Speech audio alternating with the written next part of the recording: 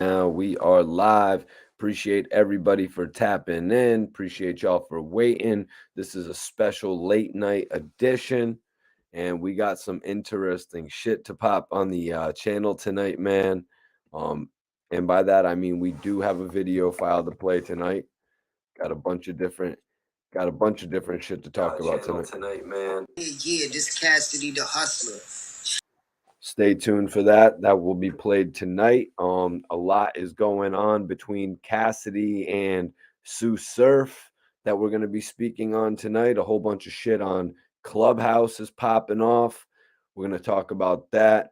Another topic, Wack 100, Bobby Shmurda. We got to speak about them tonight because Wack is saying a lot about Bobby, and I'm wondering if it's actually going to affect what Bobby has going on, what he's working towards right now in the music industry, you guys. Peace, Anthony Anderson. Appreciate you for tapping in tonight. Got a dope live video starting a little bit late. You know, it's a late night edition, Sunday night heat. You know what I'm saying? I am your host, Mikey T, the movie star, and I appreciate everybody that comes in. Like this video, share this video. We've got a lot to talk about tonight. Is Bobby Shmurda losing his credibility in the streets? That is the big question right now. Is Bobby Shmurda's street credibility going to affect him moving forward when it has to do with selling these albums? You know what I'm saying? Because at the end of the day, that's what it's all about, y'all. Selling these albums. Bobby Shmurda's first album came out, or I should say it was an EP. Bobby Shmurda actually released an EP along with the Hot Boy record and the record called Bobby Bitch. We'll talk about that in a little bit, how that went. Wack 100's assessment of the upcoming album from Bobby Shmurda and much more, man. We got a whole lot to speak on tonight, especially Cassidy just pretty much flat out saying that he wants a battle with Sue Surf. He said, listen, I've got the bread. I'm sure you've got access to get the bread together. So Cassidy kind of called Sue Surf out for a battle. We're going to address all of it tonight. But let me get the link over to my brother Twiz. Got an epic show for y'all tonight. Be sure to like this video. Be sure to share this video, man. North Carolina is in the building. Eric, appreciate you for tapping in tonight. Couple dope topics, man. You know, Wack 100. He was saying Bobby Shmurda is overhyped. He was saying Bobby was overhyped coming home from prison. You know, a lot of people spoke on Bobby doing that solid for Rowdy Rebel, you know, that major solid that enabled Rowdy to actually come home before Bobby. We're going to speak on all of that tonight, you guys. It's going to be a hot episode, man. Everybody hit that like button right now. If you're just tuning in, hit that like button and go ahead and share this video because everybody, all your friends, you're going to want to let all your friends know about this video, man. I don't give a damn. Let your friends know about the hottest new blogger. Your friends probably know about Adam22, so let them know about Mikey T, the movie star. Lafayette, Louisiana is in the building tonight.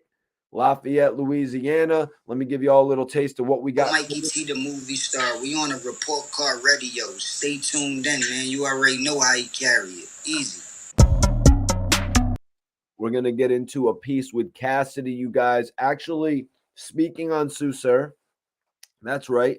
You guys know I'm like the different blogger. I'm different than the other bloggers. I'm actually a hip hop influencer. You know, a lot of these guys, they can chat on Clubhouse, but I'm an influencer. Let them chat about it, but I actually go out there and I get that work. You know what I mean? And I break it down and I distribute it. That's what I do, you guys. Don Philly. Appreciate you for tapping in, man. Do me a favor, hit that like button, share this video. Don Philly says Cassidy 2-1 versus Surf. Interesting, man. Do you think, Don, do you think that Cassidy is going to make room for Sue Surf on his plate this year? Because he's got the battle coming up with Freeway. I imagine that'll happen before the summertime. Cassidy and Freeway. But I think Cassidy and Sue Surf will be one of the next big battles. But Surf has also got Murda Mook in line. You know what I'm saying? Surf has Murda Mook in line. That's a battle that Drake actually said that he wanted to witness. So I've said this. I said this late in 2021. We have a lot to look forward to this year when it comes to battles. Cassidy and Freeway, great battle right there. Nostalgia, you know what I'm saying? And plus, we're gonna see it on a bigger stage from what we just saw a video recorded in a studio. Now we're actually gonna see it in front of probably a couple thousand people, maybe 500. I don't know how many people will capacity will be. Hulk Strong, I appreciate you tapping in, man.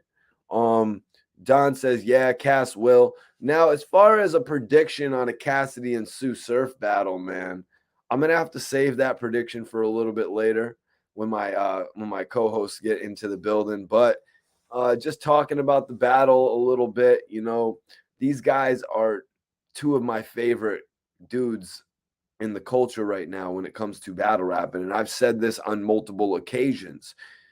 Sue Surf is probably my favorite battle rapper right now, but Cassidy is arguably the most interesting battle rapper. You know, when it comes to seeing everybody he's going to face, Cassidy is arguably the most interesting, especially with his battles. I'd say the last four or five, whatever it is, I think it's 4 battles that Cassidy's been in are arguably more interesting than Sue Surf's. I mean, Surf's last battle, he had Loaded Lux, right? He had Loaded Lux. He had Geechee Gotti. Who are the other battles he has had since then? I know Lux was really the big one. And then he had Geechee Gotti back in 2018, which I saw in person. And then the Loaded Hollows versus Gun titles actually got remixed because of Surf's incarceration. So I can't add that to his, you know, Free AR Rab. Anthony Anderson says, we miss you, King. Damn, I'm sure AR Rab would appreciate that, especially from an actor with your resume, Anthony Anderson. Not too sure why you did the movie Kangaroo Jack, but I love the opening scene in Barbershop where you guys were taking the ATM. Sean, appreciate you, man. Sean, Bags Life LLC is in the building. Hit that like button, share this video, bro. He said Sue Surf will beat Cassidy. So we're 1 for 1 right now. Maybe we should take a little poll in the chat. Sue Surf or Cassidy? I'm going to ask y'all in the chat. Cassidy has a lot more to prove right now. Being that it's his 5th or 6th battle back in by the time he faces Surf. Surf has more to prove in a way because the biggest rapper in the game is looking at him. And then the other biggest rapper in the game, Eminem, is rapping about him. You know, Drake is commentating with Surf. You know what I mean? Drake's interest is heavily drawn in by Surf's investment in battle rap, right? Eminem even rapping about Sue Surf. So Surf arguably has more to prove right now going into battles this year against the likes of Murda Mook and the likes of Cassidy if he's going to take that battle. I hope he doesn't do a couple more under the radar battles, though, just to be honest with you. I want Surf to be battling A-listers. I want him to battle the who's who of the culture. Sean says that Surf is on his game right now. Well, this interview I did with Cassidy actually, it taps into that a little bit. Because one issue a lot of people have always had with Surf is his flubbing of a line. You know, in battle rap, they call it choking, you know. Boog,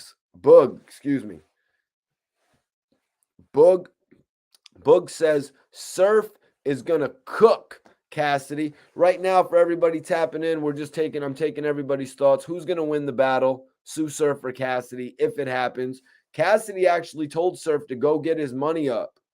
You know, Sue Surf was doing all that talking about Cassidy, you know, talking about how Cassidy brings the views, how Cassidy gets the dollars. Well, now Cassidy is telling Surf, go get your money up, Surf. Go get your money up, Surf, and come back and let's run it. And let's run it up. Whether it's 150,000 or whatever it's going to be, Cassidy is willing to battle Sue Surf. And in my interview with Cassidy, he spoke on a couple reasons that he was going to battle Sue Surf, y'all. Chicago is in the building. Major love to Chicago, man. You know I got love for Chi-Town. Did a bunch of interviews with Chicago rappers. You know, Little Durk I've interviewed. I've interviewed SD. I've done an interview with JoJo Capone. So major love to Chicago, man. Payday is in the building. Payday is in the building. He said, Surf, this is not a debate. Sean says, Mikey, watch Midnight Madness coming up soon. You know, I had seen what Surf had said about Midnight Madness. I can't say I disagree with him. You know what I mean? When he was saying that Cassidy should have came on the platform. It was a Midnight Madness platform is what it should have been. He should have asked his questions, X, Y, and Z. You know, he was saying the platform should have been kept like that. But you got to understand, man. I mean, Cassidy makes his own platforms. You know what I'm saying? Cassidy makes the platform. Platforms are cool, but you got to love the guys that make the platform, the guys that give you that extra credibility so that when they leave, they've left your platform in a better standing than it was. You know, I pride myself on doing some of the best interviews that Cassidy has done. Having done those interviews, I showed the general public just how good of an interview I can actually do. You know, that's what you got to use some of these guys for. You know what I'm saying? You got to they come and they let a little bit of that, they leave a little bit of themselves with you. You know what I'm saying? They leave a little bit of that, as Cassidy is saying, energy. They leave a little bit of that energy with you. His words as well. Energy. Very fitting. Salute to you, Payday. I definitely appreciate you. Bruce Atkins, or did I say that right, bro? My bad. I was like pronouncing you as Ja Rule's brother. I can't wait to see the face-off. Cass exposes these bumba clots. Ha! Surf gonna shed a tear. The face-off, interesting note about the face-off, bro, because Surf acts just as dastardly in these face-offs. You know what I mean? Surf acts the same way. You know what I mean? He matches energy. Like I remember, what was he doing in the last one? He was eating a bag of chips. You know what I'm saying? He was doing all types of dumbass shit, you know, just to throw his opponent off. So Surf will get at it, but Cassidy just comes in and tells the exact truth. He's like, listen, man, we're gonna battle, but I'm gonna bomb on you. I'm gonna destroy you. There's nothing, you know, Cassidy doesn't pull no punches. Sean, Cassidy may win the face-off, but Surf wins the battle. Facts. I'm not gonna put it past Surf to lose the face-off, man. You know, Surf isn't gonna let anybody one up him in a, you know, back and forth like that. He's not gonna be intimidated just because Cassidy has bigger records. Surf is probably gonna say some crazy cocky shit to him. You know what I mean? He's gonna say some cocky shit. Probably insinuate that he's bigger than Cassidy ever was, even when Cassidy had dropped I'm a Hustler. That's the type of vibe that I get off of Sue Surf. You know what I'm saying? Relly Rel 215 in the building. That's Philly. Much love to Philly tapping in. We got a couple topics tonight, man. We got the battle that I want to see more than any. And Cassidy has thrown out the challenge. So I think Sue Surf is going to have to go and get that Skrilla together, because this could be a $250,000. This could be a $250,000 payday. This could be a couple $100,000 on the payday, you guys. This could be big bread for Sue Surf, who, let's be honest, Sue Surf was making moves in the music industry, but you know, the way that record sales are nowadays, it's so crazy. The way that record sales are now, it's like Sue Surf is probably getting bigger bags to do these battles, bigger bags to do features, even features in videos, than he really gets off of making some songs. I'm not too sure. I don't think Sue Surf has gone gold on records. Surf has actually told me in interviews he's got songs with people like Young Thug that he doesn't ever think will see the light of day. Major love and respect to Sue Surf, you know what I mean, for giving me the few interviews that he has. Sean says, I got Surf 2-1. Pick the bag up. Facts. Yeah, it's a big bag, man. And a lot of guys, like I said it, Cassidy is getting the biggest bags of his career right now, back to when he was the most popular, back when he was on his, the highest of his point of his career. Cassidy is getting the biggest bags once again in his career, something that I think left him for a few years, you know what I'm saying? Until this culture grew to what it has become. Nick Miller says, salute Mikey T, just got in from work, tapped in and rolling up. That's what's up, man. Hell yeah. I'm going to finish up the honey bun tonight, actually, and then I'm going to hit the dispensary in the morning. But I appreciate everybody tuning in tonight. We're just getting started. Hit that like button. Share this video as well, because we have a couple ill topics to talk about tonight, especially Wack 100 saying that Bobby Shmurda is losing credibility in the streets. Wack 100 is going as far to say that Bobby Shmurda is losing credibility in the streets from all of the dancing, from all of the I don't want to call it twerking. I feel like guys out there who are kind of afraid to dance. You know what I mean? I feel like guys out there who are a little bit afraid to dance and they're on Clubhouse, they'll call it twerking. Leave that to them. Half of the dudes dissing Bobby Shmurda's dancing probably don't have much money in the bank. Sorry to say it. You know what I mean? The other half of them are probably old heads. A lot of them are probably old heads who don't really dance anymore. Let's be realistic. AP, appreciate you for tapping in. Kedrick Lewis says Wack must bring traffic to these dudes. Yeah, man. That's a good point. Roddy Rich, Bobby Shmurda now. Who else were we talking about last week that had their name attached to Wack 100?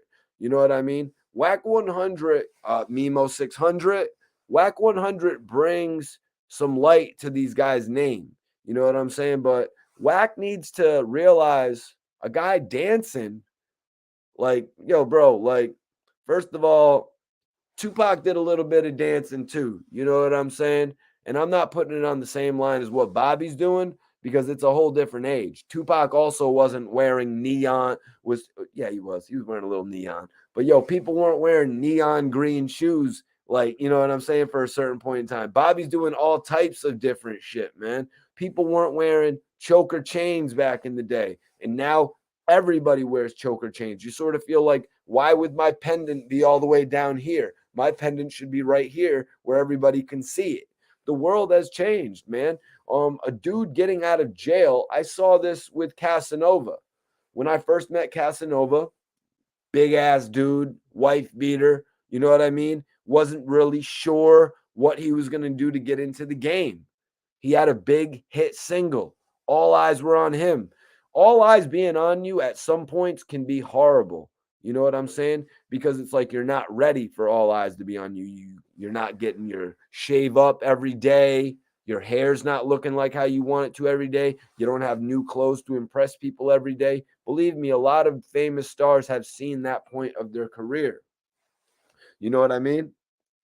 A lot of people have seen this point of their career. But hold on 1 minute. Let me see if my guy's going to tap in. I'm about to send it to my guy. We might have a special guest coming in tonight. Everybody share this video. Share this video.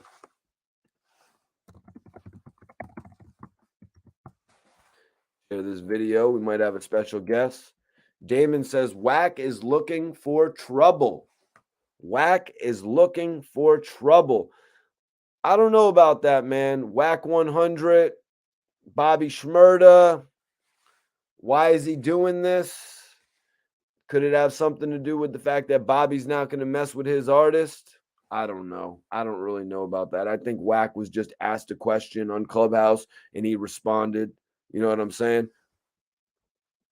For all the negativity, Wack speaks truth too. Yeah, man, I'm not going to disagree with you there, but we're going to get into a little bit more of what he had said, especially when it comes to the future album sales of Bobby Shmurda, because I think Wack had something confused. Ass Fig, appreciate you for tapping in. I'm sorry if I butchered your name. Don't put Pac and Bobby in some convo. Pac wasn't twerking and breaking his hips. But Pac was doing a lot of this. You can't see me. You know what I mean? Pac was doing a lot of, you know what I'm saying? And if Pac had a woman in front of him, he was doing some dances. Kosovo says Wack 100 is whack, bro.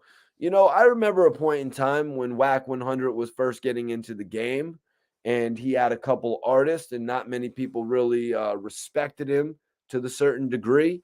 You know, he had Ray J and he had the game, and everybody was like, is he really managing those guys? I don't think he's really managing the game. The game already came out with all of his albums on G Unit. What did Wack 100 do for the game? That's what a lot of people said. Some people said Ray J's never going to make another comeback in his life.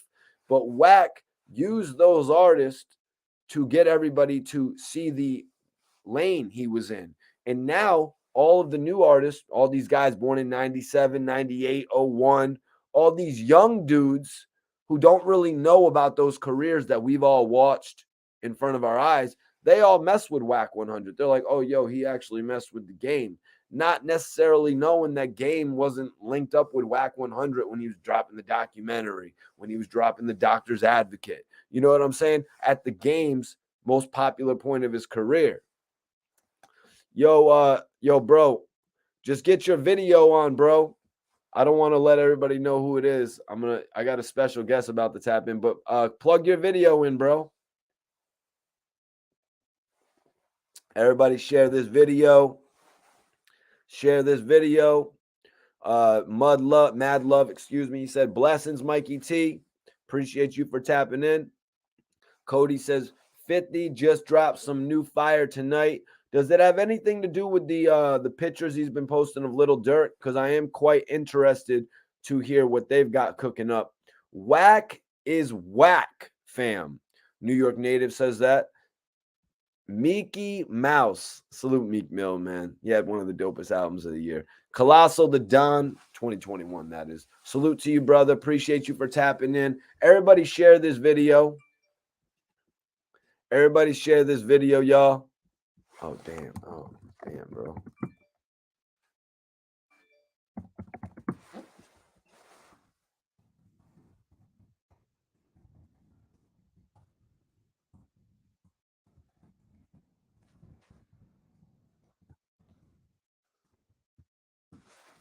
Salute my bro, P2. Salute my bro, Kyle. Salute my bro, Lil Preem. That's my guy right there. Well wishes to you, man. Get well soon.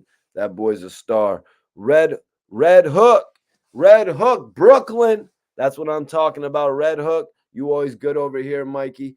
Yo, I don't really know that I've been to Red Hook before, man, but you know I've heard a lot about Red Hook, man, especially with Taz and his son Hook now.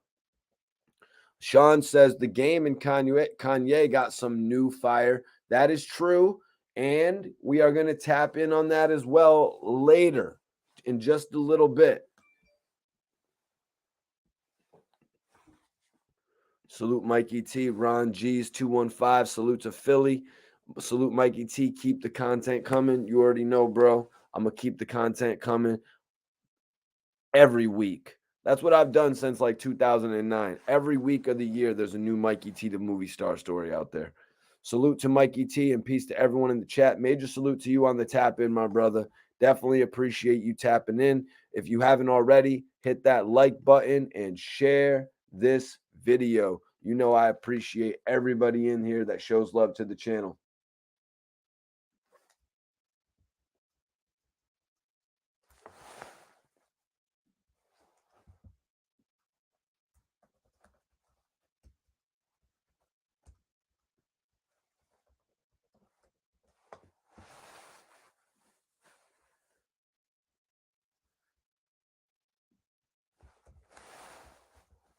Just give me 1 second.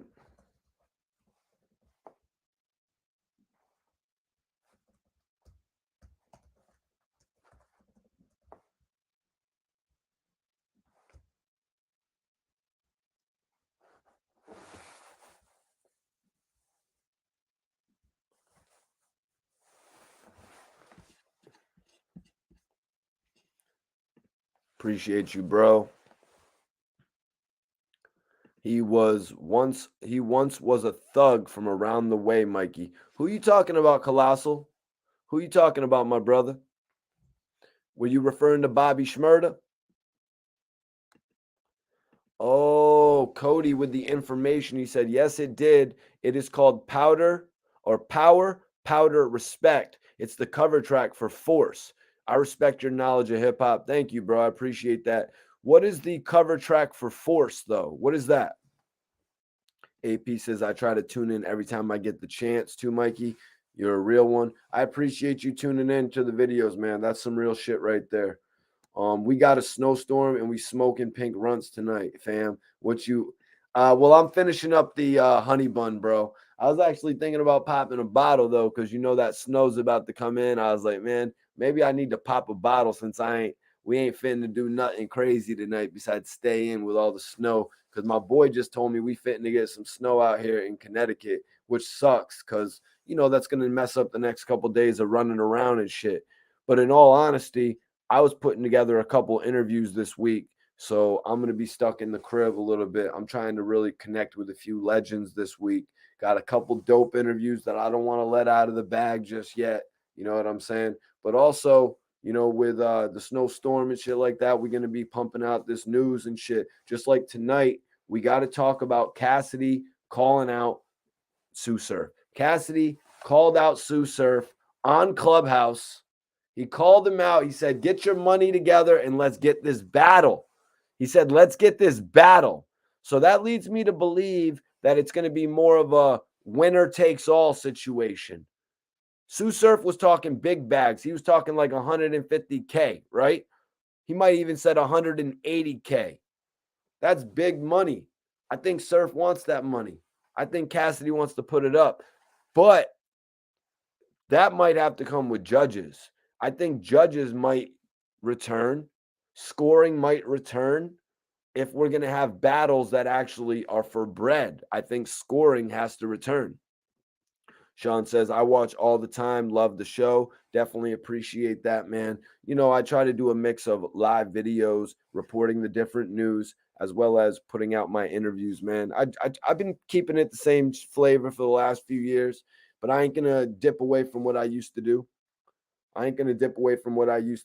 I'm always going to put together these classic interviews. That's why I like putting out my interview with Cassidy this week, because it showed everybody like what I can do out there, why I'm here. I'm just not a bobbling head here talking to you all. You know what I mean? I've actually been around the block. You know what I'm saying? I've actually spoke to people that you guys are interested in hearing about. I've got knowledge that you guys are interested in attaining. You know what I'm saying? That's what makes this work so well. A lot of other people, they're just wondering. They're just wondering about everything. But not me. I go out there and I get the answer, man, and I bring it back here. You know what I'm saying? And we cut it up and we split it. I'm here for a cast face off. Dude is funny as for real. They're both good, man. They're both good. And, that's why I think it'll more than likely be URL to sign this battle. Although Cassidy was getting some bread with RBE. And if you guys watched my interview with Hollow the Don, I don't know if you missed it. If you missed it, you can go check it out. It's about 35 minutes. Hollow the Don actually spoke on turning down a battle with Cassidy, and that battle was going to be on RBE. So, RBE, rare breed, they're really making their way up in the game, and I think them getting this battle would really just do something for them as well. That'll be major. Who you got? So you guys want to know who I got. I already told you I think Cassidy's last 4 battles have been more interesting than Surf's last 4 battles. Just keeping it a buck. You know what I'm saying? But Sue Surf is my favorite battle rapper right now. You know what I mean? Even with all the issues of him choking, flubbing a line. Did he walk off stage one time as well? Stop doing his whole set, third round or something? Did he do that? Yo, Chase Moolah, my boy Mikey T, salute to you for tapping in, man. The streets don't care what Wack says. He runs with rats. Wack 100 says Bobby Shmurda is losing the streets.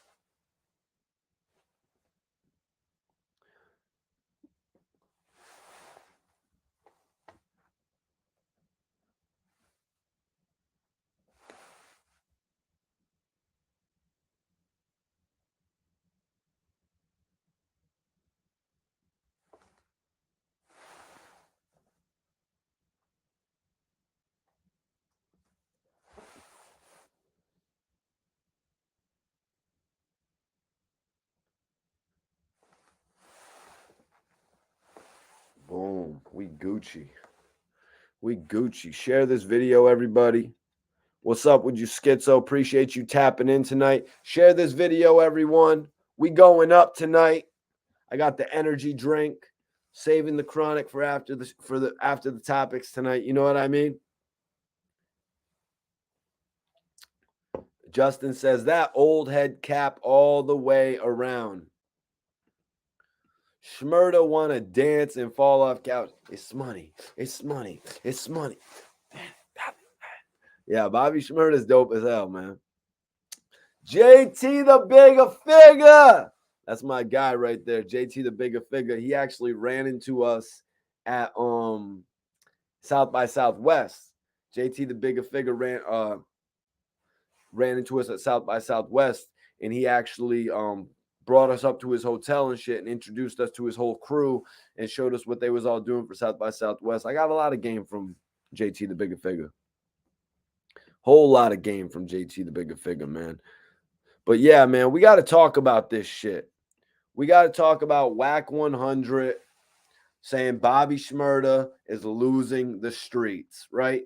Bobby Shmurda losing the streets. Do y'all agree with it? I'm asking you. I'm asking the chat. Is Bobby losing the streets? Now, you could say, why does Bobby need the streets? The streets is what made Bobby Shmurda poppin', you guys. Bobby Shmurda even said that, you know, when he first got on and he made the Hot Boy record, that he was walking to his, the gas station, the deli spot. He's walking to the deli, and he saw some people pull up on him. So he almost had to back them down. But then he realized they were like, "Yo, can you do the dance? Can you do the dance for us? Can you do the thing for us?" And Bobby was like, "What?" And then he was like excited that people were actually out there in the streets. You know what I mean? That actually knew of him. It wasn't just people from all over the country on some little Nas X shit. You know what I mean? It was the people in his neighborhood, in the boroughs, that were first getting aware of him and shit like that, you guys. Oh, that's my guy right there, Iceberg. He said, Bobby is the streets. Hit that like button right now if you agree. Come to NYC and ask if Bobby lost the streets. Come to NYC. And we got a Cali dude. We got a dude from Cali. I was going to say, who supports a rat. We got a dude from Cali who supports a rat, telling us who the streets doesn't mess with. We got somebody from California telling us how to react to our artist on the East Coast. Excuse me, big homie. We got a way thing works around here. The East Coast has blown up many acts. French Montana, G Unit. You know what I'm saying? We blew those guys up. We know what we're doing over here. We don't need a West Coast old head to tell us when the streets aren't messing with somebody. For crying out loud, didn't Pac come from New York and y'all took him into the West Coast? Period. Charlie Hustle. What's popping with you, Charlie Hustle? What up, though, Mikey T? Keep it popping so we keep watching. Hit that like button. That's right, y'all. Hit that like button. Appreciate everybody tuning into this video tonight. Turning up with Mikey T. That's right. Chase says he is only saying that because he's really not dropping shit. Wack was talking about it on Clubhouse. Yeah, we're gonna get into all that, man. And I wanted to go get some official dates, but I think everybody remembers when Bobby Shmurda got out of jail. Schizo, Iceberg, can you get this for me, Iceberg? Bobby Shmurda dropped an official freestyle. It was labeled as a freestyle. They made sure not to label it as a song because they didn't want to get caught up in that whole hype of, oh, your song flopped. So Bobby actually dropped a freestyle before dropping Shmoney with Rowdy Rebel and Quavo. You know, Quavo came, picked them up in the jet. It was only right that they had the first song together. But I want to know the date of his first release. It was a freestyle. It wasn't a first day out. It wasn't a last day in. Wack 100 said he had 10 days. Wack 100 said he had 10 days to put up or shut up. Well, not just Bobby, but he said anybody that comes out of jail, they got about 10 days where they've got all the attention in the world, where everybody's going to be looking at their material. And that's the time when they need to jump in the mix. You know, it's like playing double dutch. It's like playing jump rope. You got to jump in at the right time. You know what I'm saying? The music industry is a funny place, you guys. You can get left behind in the industry. I mean, look what happened. When I was going through all that controversy in Philly, the Island Boys got signed. If I didn't go through all that controversy, it was going to be me getting signed and not the Island Boys. So I did it to myself. You know what I'm saying? Alan says he was just on $1 million worth of game. Yes, Bobby Shmurda was just on $1 million worth of game, and it was a great episode. Gilly actually said that was the best intro ever, and I think he's including former Cash Money stuff as well. Bobby is funny as hell. He turned up full of energy. Yeah. Why would he not be turned up full of energy? It's like I was saying about Casanova earlier. Casanova 2 times. Free the big bro. Casanova was in a place when he got out of jail and he had a hot record and everybody was looking at him. He didn't want the people to look at him and be like, why is that guy standing there not doing anything? Casanova started turning up and dancing. Casanova was like, yo, I got to move. I got to start dancing, man. And Casanova didn't look just like a big dumb jock standing there. He didn't look like a big security guard. Who's this guy's security? You know what I'm saying? He actually made a presence. He stood out, y'all. You know, and then he ended up having dance competitions with 50 Cent. Weezy, appreciate you, man. Appreciate you, man. Weezy, Bobby Shmurda is the streets. Iceberg says, word, Mikey. How is somebody OT going to tell us who valid in the town? Yeah, it's weird. It's kind of weird. It's almost like propaganda type shit. It's like, bro, why are you trying to spread that word about what we mess with on the East Coast? You know what I'm saying? Shmurda type garbage, though, fam. He on some BS. Hey, New York native, everybody has their opinion. You know what I mean? Everybody has their opinion, in all honesty. And Bobby Shmurda, he's not everybody's cup of tea. You know what I'm saying? He's not everybody's cup of tea. I'm not even saying he's my favorite rapper. You know what I'm saying? But I'm not going to say I don't enjoy the energy he brings to the table. I do like the energy that Bobby Shmurda brings to the table, man.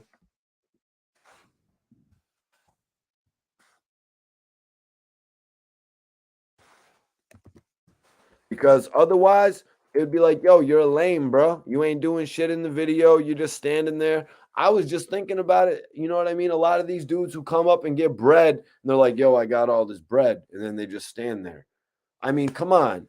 Bobby Shmurda danced better than Bobby Shmurda was dancing better than that other goon that tried to blow up from New York who ended up ratting on everybody. Do you guys remember him trying to dance in his videos? That was type pathetic. Tyson. Salute, Tanya. Appreciate you for tapping in. Chasing dreams. What up, Mikey T? Talk that talk. You know that's why I'm here, bro. That's why I started this podcast, man. Everybody's got to put respect on Mikey T's name. You know what I'm saying? None of these other bloggers have smoked Birdman's weed. What other blogger has smoked Birdman's weed? I'll wait. Let him tell him to DM me. I'll wait. Let me know. What other blogger sold weed to Wiz Khalifa? I'll wait. Any other blogger ever sold bud to Wiz? I don't think so.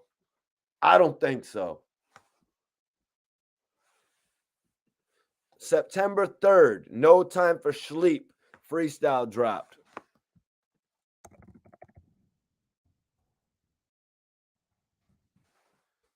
Oh, damn, that's crazy. So Bobby was actually released in February from what I'm reading. That's crazy. Period. Sorry, I did that just for you, Norman. Colossal the Don says, Bobby's still the same Bobby, just people acting funny since he was in the big house. In 7 years ago, a lot of these guys weren't relevant. You know what I'm saying? 7 years ago, a lot of these guys weren't relevant. Just because I was relevant 7 years ago, a lot of these other guys weren't relevant 7 years ago that are talking shit. You know what I'm saying? Wheezy says Bobby is the streets. Don't call him a goon, bro. Who did I call a goon, Charles? I didn't call Bobby Shmurda a goon, did I? Shmurda is solid, so the streets will always love him. Yeah, Bobby obviously holds it down for his family. You know what I mean? What'd he say in that song? He said, my nephew think I'm Santa. He really holds it down for a lot of people out there. He makes sure money gets to places that it needs to go. You know what I'm saying? And I respect that about Bobby Shmurda, in all honesty. But let's get into some of the facts here of what Wack 100 was saying. Wack 100 was saying he's only had one song, and I think he effed up. He should have dropped when he got out. As we all just went over, it looks like Bobby Shmurda was actually released in February, the end of February. And he didn't put out his first record, from what Iceberg told me, until September. So that leaves quite a period. I mean, we're talking the 3rd month of the year to the 8th month of the year. So that's a 5-month period. Now, I'm not here just to make up excuses as to why Bobby Shmurda didn't release material. That has really nothing to do with me. All I can do is tell you what I know about his deal that he had. Bobby had signed with Epic Records. Epic Records was quick to do deals with a lot of different artists from the street. I believe they gave Slowbucks a deal, but a substantially smaller deal than Bobby Shmurda. I think their deal was for like $500,000. Bobby's was for $2 million, allegedly. As we all know, when Bobby got locked up, that label did not help them whatsoever. He did have one song. He had a second song released. It was called Bobby Bitch. There was an EP that dropped. The EP sold like 5,000 copies first week, some shit like that, very low amount. But all of us know, because Bobby and the whole team, they released it on the Instagram, that the EP, what was the EP even called, you guys? It actually went gold. Hot Boy went platinum, and Bobby Bitch may have even went platinum as well. Yeah. Wack 100, talk too much, facts. Yep. Also, another thing, Bobby Shmurda was faced with being not able to work with Rowdy because of PO rules. So they had to chill for like 5 months, for those wondering why he was slow to release music. Yeah, and plus, Rowdy has even said it. He didn't want to release music because of where the funds were going to be going. You know, all the funds were more than likely going to be going back to Epic Records, and they weren't going to be able to make bread off of it. So they were like, yo, man, I don't want to do anything like that. That's not going to bring bread right to me personally. So Meek Mill actually gave Rowdy Rebel an idea. He said, release mixtapes. Release mixtapes, probably sell them yourself. I mean, I don't really get that, but I mean, not Wack 100. Rowdy Rebel and Bobby Shmurda selling CDs hand in hand this day and age doesn't really make sense to me. But you got to think to yourself, Bobby Shmurda and Rowdy Rebel, are they really going to sell any records, period? They're the best Bobby Shmurda record, in my opinion, is probably Computers. Him and Rowdy Rebel are on that. So for Wack 100 to say that he only has one record, that's blasphemy. And plus, Bobby Bitch was pretty much bigger than anything Ray J ever released besides what One Wish? Is that what he did? What's that? Yeah. Bobby Bitch is bigger than anything that Ray J ever released besides his one big song. New York native, appreciate you, brother. I'm rocking with you regardless, fam. Smoking fire. Hell yeah, man. Smoke on that gas, man.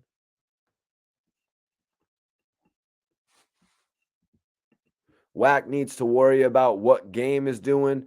Well, a little bit later in this, we're going to be touching on what Game is doing because Wack 100 is acting like this Game, Kanye West. They got a record. Kanye's dissing Pete Davidson. They're acting like that is kind of like the end all be all of popularity just because they've got Kanye and they've made a media headline. Like, come on, man.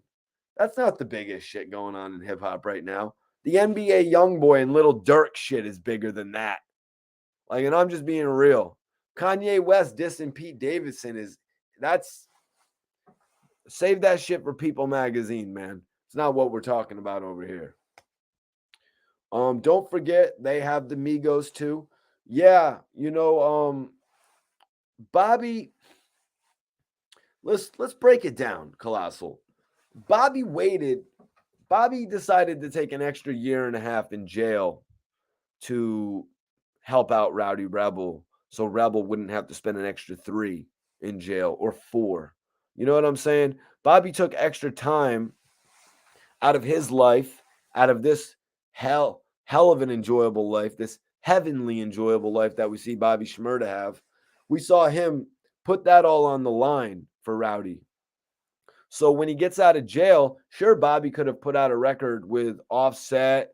I mean, Quavo. They could have even thrown Offset or Takeoff on it. But no, why not wait an extra 5 months so that your homie Rowdy Rebel can get on it? So now it's going to help push up interest for his upcoming shit as well. Bobby Shmurda was probably thinking smart on this. He also released the freestyle. He released that freestyle that was lit. That freestyle was lit too. I ain't gonna lie. I probably was running around the crib dancing to that shit too. What's wrong? What's wrong, Wack? You don't like to run around the crib and dance to some Bobby Shmurda? Come on, man. Come on, man. It ain't all about slow jams. You know what I'm saying? It ain't all about slow jams and gangsta music. You need some of that music that makes you bounce up and down too. I mean, the Game tried to do it with Higher. He tried to do it with How We Do. How We Do was mad cool. Higher, not so much. You know what I'm saying? I'm just saying the same energy. We don't get the same energy from the Game and 50 Cent as we get from Bobby Shmurda. Why? Because Bobby Shmurda he's a Caribbean dude. He's really a Caribbean dude. You know what I mean? 50 and all them, they're really, you know what I mean? They ain't like that. They don't move like that. They got their one little two-step. You know what I'm saying? They got their little two-step. Charlie says Snoop is running Def Jam. It's the biggest thing popping in hip hop. Just watch. Hell yeah, bro. And Snoop actually just brought Benny the Butcher over to Def Jam. That's got to be one of the biggest signings. Somebody asked me the other night, Mike, what are you looking forward to in 2022? I'm looking forward to Tana Talk 4. I'm looking forward to Benny the Butcher on Def Jam, you guys. Benny the Butcher on Def Jam has got to be one of the most classic signings in recent history. Jordan says the game has 3+ classic albums, more than a lot of rappers. I'm going to correct you on that, Jordan, because I'm not going to refer to the Red Album, Jesus Piece, the documentary 2. I'm not going to call those albums classics. I'm just not. I'm not even going to call LAX a classic album. The Game definitely had a classic album in the documentary, and he had a really great album in The Doctor's Advocate. Documentary was classic, though. That was his classic one, man. Yeah, King Mel Matrix. King Mel Matrix. The Game doesn't have 3 classics. He has 1 classic and 1 that is extremely good. And then from there, it kind of just went downhill. I'm just being real. If you always listen to it, it's classic. And that's why I say the Doctor's Advocate, it's damn near classic. It's damn near classic. You know, except that single, Let's Ride, that shit was whack. That single, Let's Ride, he could have did so much better on that. Like the Game on his trying to do those singles just didn't work for me, y'all. Higher, Strip Club, you know what I'm saying? Put You on the Game. Put You on the Game was all right, though, because that was a pretty cool 4th single for the documentary. And that was once he left G Unit. And King Mel agrees, just one, the documentary. Yeah, the documentary, definitely a classic album.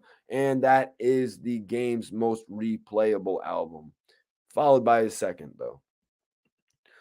Griselda got New York sound on lock. Yeah, they really have reinvested all of the old rhyme slingers into the New York flow. You know what I mean?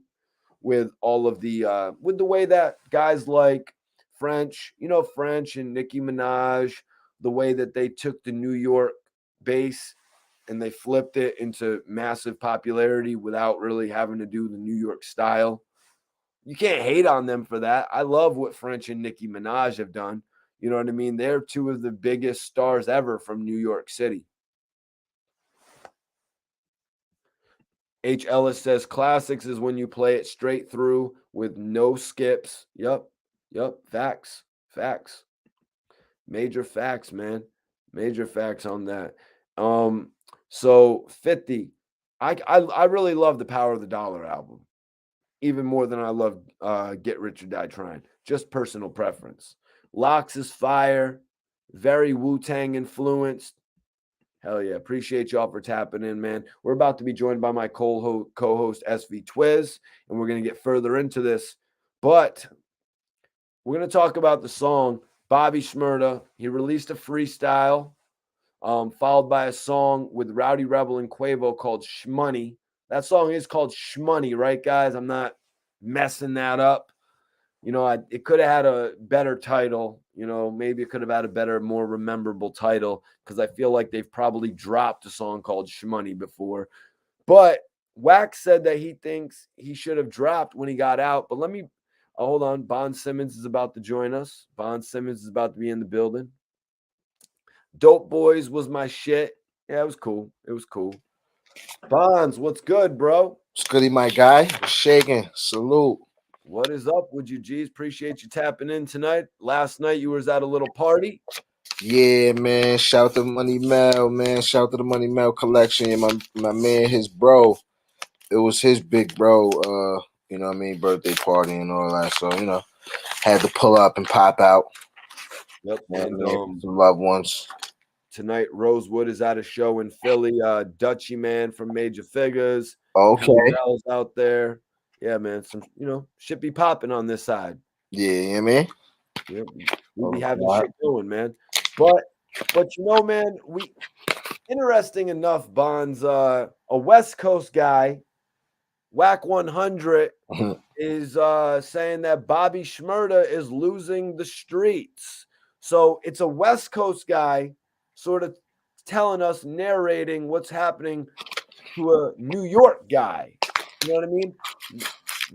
Why is everybody listening to what a West Coast guy is talking about the East Coast? Man, in this clout chasing world, he got the ball right now. I guess you know what I'm saying. A lot of people is covering things when he's speaking, and a lot of outlets for some reason is you know what I'm saying. A lot of YouTubers is making videos. Salute, Tony. A lot of YouTubers is making videos. You know what I'm saying. Like I see he's on. I'm not even gonna lie. That's my guilty pleasure. Right. Peace. My guilty pleasure is listening to Wack 100 argue on Clubhouse. Like I'm not even gonna lie. I'm ashamed of it, but Well, we're gonna see if you agree with it's him so funny. tonight, man. He's so funny. We're gonna see if you agree with him, man. Wack basically was saying that he only had one song. He's saying he think he effed up. He should have dropped when he got out. Now, Iceberg did a little bit of research. Bobby Shmurda actually released a freestyle in September. More recently, he dropped the record Shmoney with Rowdy Rebel and Quavo, but he was released from jail at the end of February. Um, Bonds, do you think he waited too long? I was sort of saying this man took an extra year and a half in jail or an extra year for Rowdy Rebel. So once he got out with probation messing with him and Rowdy, what Shit. was it? What was Yeah, it but really to wait another 3 to 4 months for Rowdy to be able to get on his song? but it's two things. First of all, if Bobby Shmurda loses street credibility, then everybody better get the message that the streets is a myth, because you already seen him, you witnessed him. Know what I'm saying? Fall, stand tall, do his time, extra time. Know what I'm saying? So if you don't respect that, if you lose respect for that, then know what I'm saying, you ain't gonna respect nothing. That's one thing. But as far as the music, like I was telling you before, personally, bro, I don't think, like, everything I'm hearing from him, it don't sound good. But listen, it takes some time for that jail rust to come off. He may not be, he having fun and all that, but he probably ain't in his bag that he's gonna, know what I'm saying, get back into. It's gonna take some time to knock that rust off, bro. That's a fact. Yeah, that is what you're, I mean, that streets is a myth. But it's real. Like, you know what I'm saying? Like, people respect the wrong things. Like, you know what I'm saying? People give respect to, you know what I mean? H. Ellis says Wack has got hidden agendas. Why is he worrying about Bobby? I had said that this is probably just a question he was asked on Clubhouse, but also, the way that he's digging in, and we're gonna get into it. It makes me think like he's trying to take a little bit of the spotlight off of Bobby and maybe put it on what he's doing with his label. He said he wants the new Empire. He said he wants to be the new TDE. He just picked up Mimo 600. Yeah. Yeah. I mean, see, like, I don't know. I don't know if, what kind of, label he's trying to build. Like, but if it's predicated on anything, like, you know what I'm saying, respectable, then I think, you know what I'm saying, got to be mindful of the, you know what I'm saying, the things that the things that come out of your mouth, bro. Like, I'm saying, the way you represent yourself and that company, essentially. Like, you know what I mean? Because nobody really respectable is going to want to align themselves with you. You know what I mean? But Well, Bonds, I was sort of talking about it the other day. It's like before you get out there and make headlines about your music, like if your music isn't connecting like that, you sort of want headlines to still be out there about you.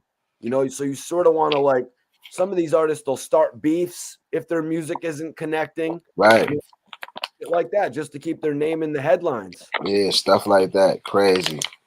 Skid Show, salute. Peace and love to everybody in the chat, y'all. They know the vibes. So Vibes is Alan is saying that Wack needs to stay out of East Coast politics. That's what I was sort of asking you, Bonds. Like a Yo, West Coast dude telling us what we're going to think about our New York artist just because he's dancing? He's now, losing the streets because he's dancing? now listen to what's happening, though, bro. Dudes is so sleep that Wack is really putting himself into a position of, like, you gotta really ask Wack everything. Like, know what I'm saying? Like, he really boxing himself into he really making chess moves. Like, I mean, and dudes are so ignorant. You know, they're gonna follow anything. Yeah. Don't take much. So, but he really putting himself in a position where like you got to ask Wack, or Wack got to solidify Wack. Every time somebody do something fraudulent, is you know what I'm saying? You waiting on Wack opinion now. Like, Supton says, my guilty pleasure is the same, Bonds. Laughing my ass off. I listen while I'm washing the pooch. y'all be listening to. I be Bonds doing is like, good all with right, the next time I wash my car, the next time I wash my dog, it's a good idea. That's my. I be watching it. It's my guilty because I be watching it like, yo, why am I listening to this? I ask myself that every minute, but I still keep listening because it just be. I click on it, Whack, curse this when I argue with this. I'm like, let me hear this. Like, I'm here for it. All right, we are being joined by the hood blogger SV Twiz. Salute. Double salute. You already Appreciate you know. tapping Bros, in, man. Mikey, T, Bon Simmons was good. Appreciate you Goody, having me. bro. Sorry for being late, man. No worries, Twiz. We know you're handling business Yeah. tonight. Tonight, Rosewood is actually at a function in Philly with Dutchy Man. Dutchy sent his love to the show. Said he sees Okay. what we're doing, man. Okay. That's love. That's love. Dutchy man. Dutchy man said, I'm from where niggas get their weight up in front of their house. Oh shit! I see You a know what I new. mean? I see a new Facts. record coming. New record alert! Whoa. But They yo, don't know about that. They don't know about that, right? They don't know about that. so Twiz, I appreciate you tapping in. Wack 100 is talking all types. You know, he said that Bobby Shmurda was overhyped. He's saying that he's losing his credibility in the streets. But he also said, in regard to releasing a song, he said he might have waited too long. I think he is going to go double wood. On top of that, he's Damn. losing the streets. But before we get into that, I just want to touch on the topic of Bobby Shmurda having waited too long. Do you find him to have waited too long? He did wait several months, probably about 5. He waited. He definitely waited kind of long, but it really don't matter. Long as he come back hard. Salute, Nick. Nick, salute. You know what I'm saying? Um, like I always say, salute, salute, much respect. Everybody in the chat, appreciate the love. You know what I'm saying? Like I say all the time, man, quality over quantity. You got some people that can drop music back to back to back, but is it sticking like that? You know what I mean? So people just want to see if he can do what he did before, his biggest hit, as we all know. They want that Smurder back. So it's tricky, man. It's tricky. It could go either way. You know what I mean? It can go either way. Now, Twiz, you say they want the Bobby that they know. How much did they really get to know Bobby? Because I'm not gonna just be biased here. I'm gonna like Wack 100. He says he only had one song, Bonds, but that's actually not accurate. Bobby Shmurda had the Hot Boy. He had Bobby Bitch. He had Computers with Rowdy Rebel, arguably his best song. You know what I'm saying? But so Wack Yeah. isn't all the way right. Yeah. Well, I guess you know what I mean. He probably talking about one hit like smash joint, you know what I mean? Smash or whatever. Like I think it's more he didn't find the right record. Like, cause I felt like little snippets, little things he was hitting with, you know what I mean? But I feel like he ain't find the right record. And I really feel like everything I've been hearing from him, I don't know, bro. Like, agree or disagree, but I feel like he got that rust on. He gotta get that rust on. I'm still waiting for him to knock that rust off, bro. That's all. Yeah, that's what Bond said, Twiz. He said sometimes when guys get out, they got to knock that rust off them. That's a fact though. True. Yeah, sometimes It they took me sound like a year, probably 2 years before I could rap again when I came home from jail. Like I wasn't, yeah, man. Now, Twiz, Dark Low released in December, put out his first project in May, April, May. So that's a True. similar amount of time to Bobby Shmurda. And I mean, I'm gonna say that Bobby Shmurda's new material True. is sounding cool because I was gonna say, and Dark Low's material was sounding cool as well. I think People different, sometimes everybody different. I think sometimes media and people speaking on things can, put the pressure against you and have salute. I appreciate it. You know what I'm saying? So at the end of the day, I just feel like, some people can put somebody in the box, just like how they was trying to go at Meek. Then next thing he drop an album and they talking about, oh, look at his sales, this and that. So, you know what I'm saying? That definitely, you know what I'm saying? Appreciate the love, y'all.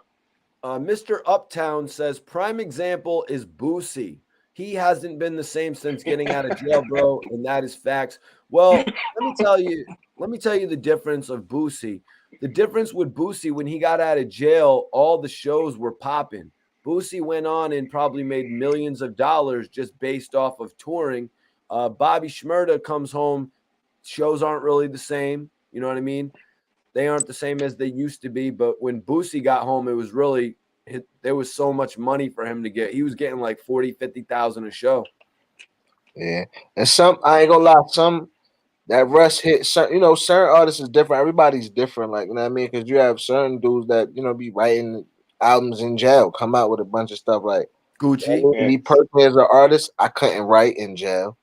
And when I came home, like I was rapping, but I wasn't good for a while. Like, you know what I'm saying? It took a while for me to Facts. get back a feel with a new feel. Like sometimes people, I mean, but it's different strokes for different folks. Like So that. sorry, Twist. No, I'm just saying, like the age group that he in and the music that he left out with, his music would have to be reflecting off of what happened. He had to be throwing shots at other rappers that didn't stand tall, rappers that's fake. He would have to have that type of energy. And I think he don't even want to put that type of energy out there in his music just due to the case that he just dealt with. And real things was going on and people got indicted. So I think he between like a rock and a hard place. That's So what. Schizo says, I don't think Bobby is losing street credibility. Depends on how you Absolutely not. looking at it. And that goes right into what we're going to talk about, you guys, because Wack 100 said on top of that, he's losing the streets with all the funny dancing shit he is doing. All right, let's talk about the dancing. I know a lot of people have been tuning into our panel, the hip hop guys. They've been waiting to hear us talk about the dancing, y'all. And I just want to say to start this off, just because the game didn't really have no music that he could dance to, you know what I'm saying? Bobby makes money that you can move, makes music that you can move to, you guys. Is Yeah. Bonds is a New York guy, man. You're a New York guy. Just because 50 didn't really dance like that and Jay-Z didn't really dance like that. Talk to me about it, man. Is Bobby really losing the streets just because he's dancing? Now, if you got to think about it, if you think about it, man, how Bobby blew the Shmurda dance. You know what I'm saying? He blew Facts. off the dancing, so he probably trying to recreate a new dance thing. He probably trying to, you know what I'm saying, reinvent the wheel. Like, you know what I mean, where um, I ain't gonna lie, and this sound crazy coming from me because I would love for people to preach. You know what I mean? I'm down for preaching prosperity and positivity, but from a business standpoint, if he was to make a lot of music in line with, you know what I'm saying, his image and you know what I'm saying, the things that he's been doing, stuff like that, that would be what people would expect most and gravitate to him more, you know what I'm saying, because he does have that credibility. Like, you know what I'm saying, if he was to be like Facts. Pooh Shiesty and all that, being through that, he could, skyrocket past. Facts. But, truth and reality is, shameless plug, truth and reality is he grew from that situation and the real is he's gotta be, you know what I'm saying, moving on. That's how that just further lets you know that, some people talking it. So, Twiz, Wack 100 was asked, do people dance like that? And Wack said, that's out. We're not in the Caribbean. What's your response to that, man? People dancing like that. Wack is Whack definitely funny, man. He's funny, you know what I'm saying? But at the end of the day, it's like this, it's different generations. Like, you know what I mean? like my generation and things like that, we ain't do too much dancing, bro. Like we, you know what I'm saying? We wasn't, even if you was that, you know what I'm saying? Like we used to play the wall and all of that, you know what I'm saying? Like it was more so that type of time. But you know, this generation, he ain't the only one. You know, all these young boys be dancing and doing all that. Like, bro, This was us. most of these most of these exactly like, you know what I'm I saying? think Like this is cooler, man. now These dudes now is now cool. they are, but you Yeah, know, I just think yo. I think it's like the era, because it always seemed like era skip. Like back in the day, they used to do the pop locking and all that type of stuff. You know what I mean? So I think you know, it's just it's the new wave. You know what I'm saying? I can't say nothing about his street credibility. It might look much respect, much respect. I'm not going. You can't discredit his street credibility. His street credibility is more solid than Wack 100's, bro. You know what I'm saying? For Wack 100 to be saying that, Bobby is more credible from where he's from into around the world than Wack 100 is right now. So Bond said that Bobby Shmurda was really getting known for the Shmurda dance, and Wack 100 said he wasn't dancing like that before he went to jail. Now, let me speak on that, man. This guy, before he went to jail, he didn't have the success that he has now. This guy is coming out of jail with millions of dollars. Why the hell wouldn't he want to dance?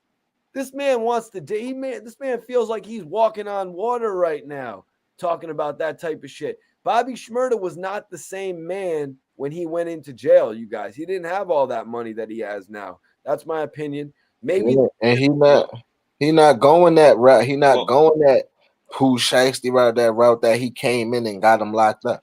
He not doing that. So he's trying to get in that lane where he's trying to take that, popularity he got and the name that he got.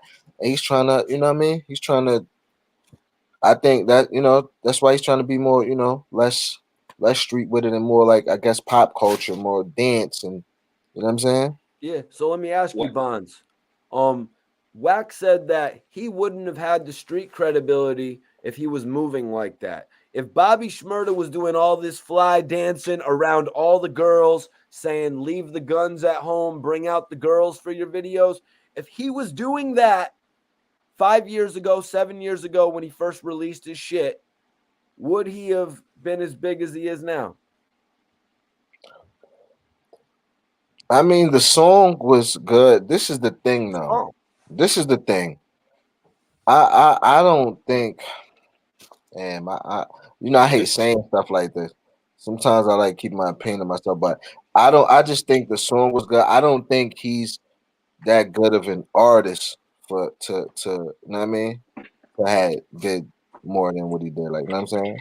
a lot of Seen it people, when he was following up with, like, it wasn't. I mean, a lot of people have voiced that, Bonds. You know what I mean? The yeah, he just record sales, the record sales really showed that when he was out, but while he was But he incarcerated, got personality though. He does have a very electrifying personality. He's dance. He's fun.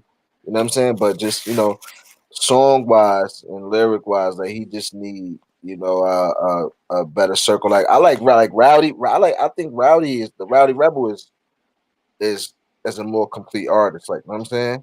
He's better with, you know what I'm True. saying, with the swag and with lyrics and all of that. So if Bobby was a little bit like that, he would have racked it. Because you see, Rowdy been home and he been dropping low. He don't have you know the charisma. He don't have the other thing that Bobby has. Like, you know what I'm saying? He do got the star quality. He is, you know what I mean? It's yeah, just not a no, good like artist. what did he do? He filmed that little segment with Kevin Hart, right? He filmed that little video with Kevin Hart where they were like, it was like some Comedy Central shit. Right. People are more attracted to Bobby Shmurda than Yeah. Rowdy Rebel because he's the one that the people know. Right. Yeah. Hmm. Yeah. I guess so. But that's why I was saying, Bonds, it's like Bobby Shmurda waited a year and a half. You know, he took a year and a half in jail for Rowdy Rebel. So what was it to really wait another 5 months to make sure that Rowdy Rebel could get on his lead single and the people could actually see him on this new video rather than just do it with Quavo? Yeah. I But mean, this, I was just about to say, why we picking Quavo over Rowdy? Like, we love you, Rowdy, but Quavo, nah, we got to go out of exactly. here. Exactly. But Bobby Shmurda didn't let that happen, Bonds. He said, you know what? Screw it. I can wait 5 more months to do the song with Rowdy Rebel. So the song comes out with all 3 of us rather than it looks like I done left my man. Why would I go and do a year in jail for my man just to not have him on my lead single when I come home? I'll wait an extra 4 months. Yeah. You know, but Twiz, so is this accurate what Wack is saying? Would Bobby Shmurda have went nowhere if he was acting like this during his first run? I mean, it ain't true. I mean, I disagree. How can we can't really talk about how he was dancing and that affecting his career when you got Young Thug out this joint. You know what I mean? It's just certain things. It's like it was people will overlook what you do, how you carry yourself, whatever, as long as the music is dope and that joint catchy. That's how I see it. You know what I'm saying? This day and time. Yo, and Okay, so they saying Sefton Smooth. You from Sefton Boulevard? Who that? From Sefton, from Southside in the building? Yeah, Fabio is, Fabio and them is, that's rocking right now, for sure. So Wax said, I don't know what that's about. Maybe it's a way of getting people to talk about him. Bonds, do you think Bobby Shmurda is doing all this to get people to talk about him? I think the people were going to be talking about him regardless. Yeah, he ain't even do as much interviews as he could have been doing if he wanted. I mean, he could have been doing 1,000 interviews if he wanted. I'm sure everybody called him for an interview.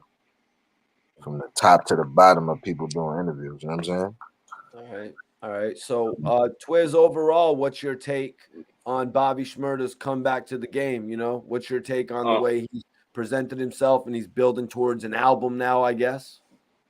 yeah, I feel like like Bond said earlier, he got the rust on him and all of that. But most importantly, he a People real know. he a real solid guy at heart. He did, he stuck by the loyalty to another level. He took extra time, so he gonna always get points for that. But you know, um, it's possible he could be a one-hit wonder. You know what I mean? It's possible that it's hard for him to find that next big hit.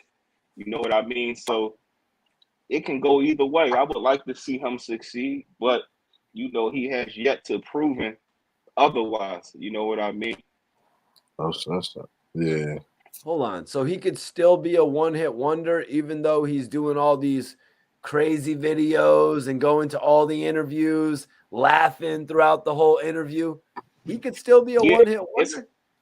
it's like look at Blueface. That's one of Wack artists. You know what I'm talking about? Like he ain't they talking about doing reality shows, this and that. He can pop up on interviews and things of that nature, but you're not going to ride around and put your radio station on and hear the latest hit from them. You know what I mean? It's like sometimes I guess I don't know if he don't got the right machines behind him or what. And I'm not saying that his music is not, good enough, but it's not hitting to the world like it should have for somebody in his position. You know what I mean? So Wax said that the labels are checking the numbers and what the fans are talking about. He said he had just left an office and he was asked about the chatter overseas. And he said that the chatter overseas is just as big overseas about Kanye and West's song, Kanye West in the Game song, as it is here. So he's pretty much saying like, if something is really hot, they're going to be talking about it here and they're going to be talking about it overseas. And he sort of put it up against this situation that everyone is talking about right now with the Game and Kanye West. I think the reason that shit is so big, let's take a look into history. The Game and Kanye West, they put out a song called Wouldn't Get Far. That song was the Game's third single on you know what I mean? It was his third single. It's not like it was his number one single. But yeah, that's basically what he's saying is like everyone's talking about the game in Kanye West. I think they're only talking about the game in Kanye West is because he said he wanted to kick Pete Davidson's ass, Bonds. Yeah, he said he would. Yeah, man, stop playing. Yeah, man. Honestly, man, I would say Little Dirk responding to NBA Youngboy is bigger than Kanye hooking back up with the game. Yeah. Facts. Wack be the only one gassing game up, bro. Yeah, and that's crazy. Like, what is he hooking back? That I don't know. Maybe that's a maneuver. Maybe maybe he got back in with game as he's maneuvering around LA now. Yes. You know what I'm saying? It looks to me, Bonds, like Kanye West uses the game as a prototype. Like if he needs somebody to go around with his new jackets, his new Yeezy jackets. I don't know if you saw that picture of the game. It looked like he was wearing like a Yeezy trash bag jacket or something like that. Oh no. Okay. You know what I mean? The game, everybody loves the game in the West Coast. You know, everyone's going to walk, oh, you're the game. Oh, look what you're wearing. You're a trendsetter. You know what I mean? That's why I feel like Kanye aligns himself with the game, Bonds. The big on that goes, yeah, probably, maybe. You know what I'm saying? And then they got that relationship from back then, so you know, they probably linked. They probably had some, man, their little connection. What album was that on? Was that no? Which was the damn? What was It had to be the Doctor's Advocate. Yeah, that was the Doctor's Advocate. But yeah, somebody in here earlier was talking about the game's albums. He said the game had 3 classic albums, and I was like, correction. The game had 1 classic album, 1 really good album, and then a bunch of mediocre albums. The Doctor's Advocate, really good album. The documentary, classic album. What's your take on that, Twiz? I agree with you, man. And I wasn't trying to discredit game earlier if that's how people took it. I'm just saying, like, as of now, like, you know what I mean? He's just not important to the culture these days. You know what I mean? That's just how it goes. Nah, game's cool, man. Game's cool, but yeah, no, his albums just ain't really hitting like that no more. You can really see that in artists when they go and they do that shit. Like the game released the documentary 2. Rick Ross released Port of Miami 2. Facts. You know, they do some numbers, Bonds. You know what I mean? Like, yeah, because the people are reminiscent of the name. You know what? I think Game can rap though. Game is a good rapper. Hell yeah, he is. Because I think his image has took some hits, and I think that's a lot to do with it too. Like, you know what I'm saying? Also, he never made dance music like Bobby Shmurda. Right. But he was dancing like that. Maybe not on his music, man. We know his. Yeah, but he never made a song that you could dance to like Bobby Shmurda's Shmoney song. Like, I'm not wrong either. I've listened to all of his music. Even Shine. That style of artist.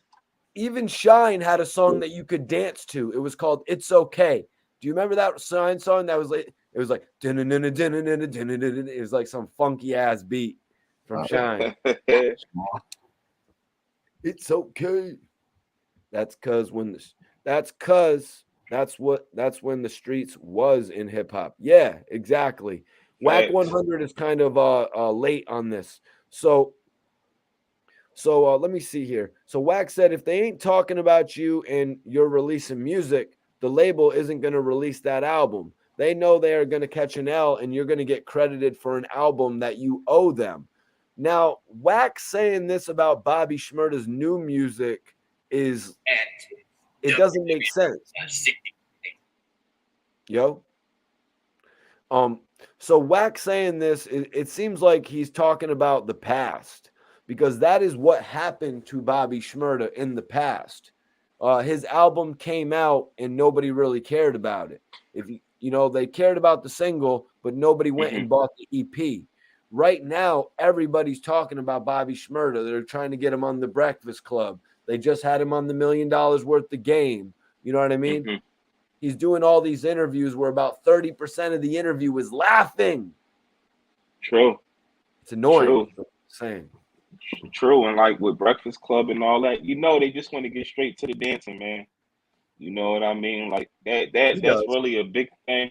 And it can look crazy. It probably would have made more sense if he at least had like a female in front of him doing that jump, but it's like, you know what I'm saying, bro? Like, bro. Yeah, he doing the crazy. Yeah, that's Yeah, like, definitely bro. need to keep up with him on some. Man. That's Yeah, crazy. like, bro, you getting a little too loose now, bro. That ain't for camera, bro. Like, you know what I'm saying? That's why I be looking the other way. I just turn because I figure he doing that for the females. Bro, I figure right. I know he ain't doing that for. I don't. When I just see him, and yeah, when he start dancing, I just right. I mean, salute and keep it moving.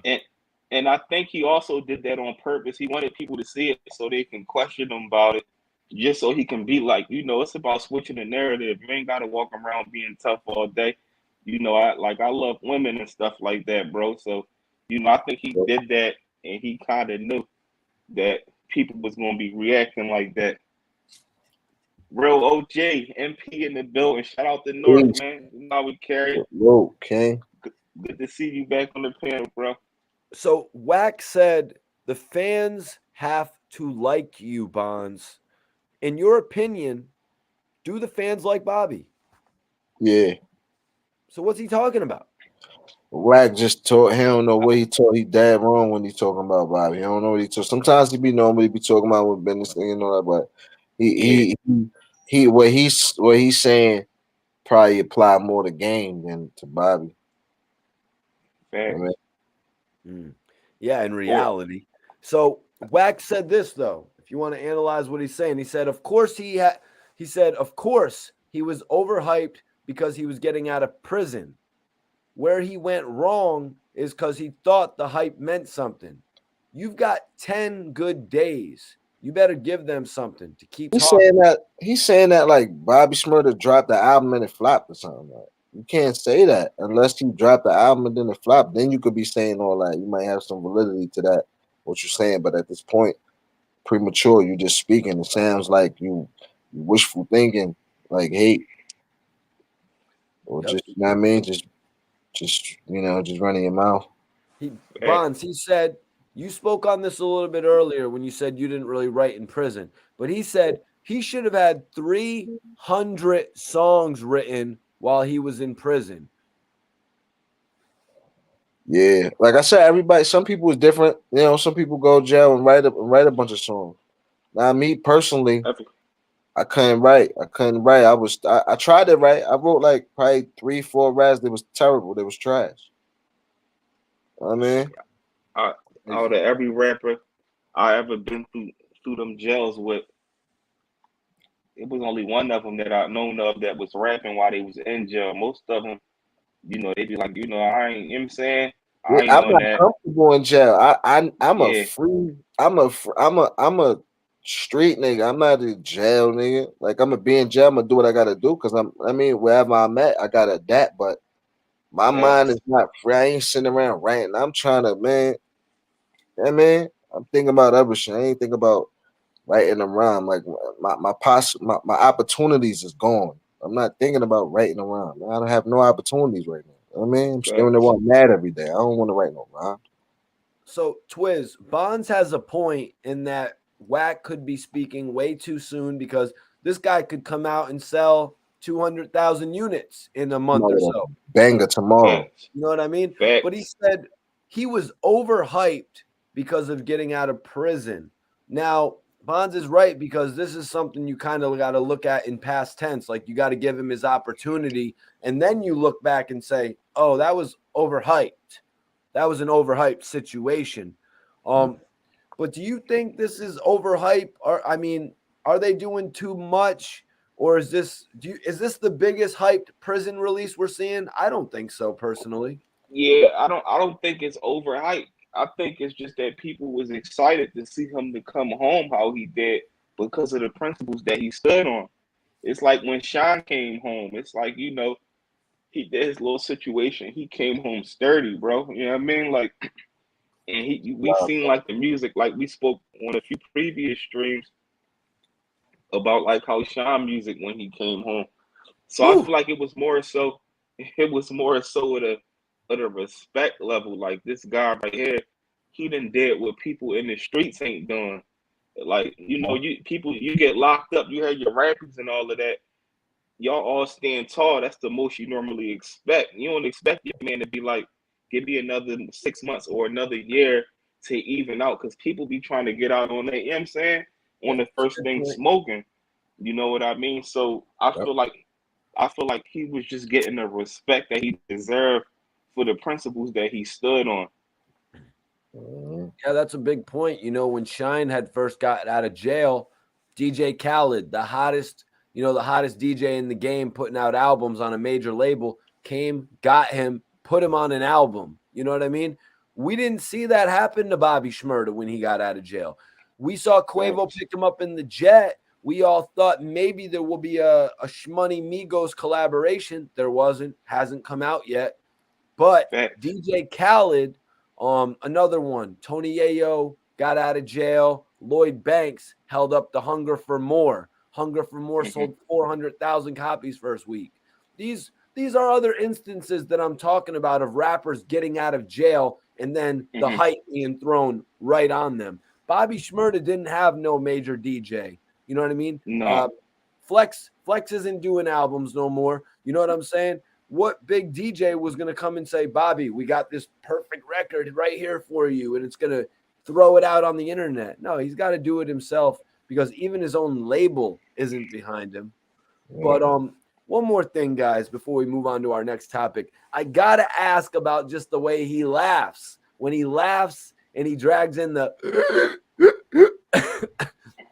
you know what I'm saying? When he starts doing that with his laugh, and it like, ooh, Bobby, oh, who is the only rapper laughing on the internet?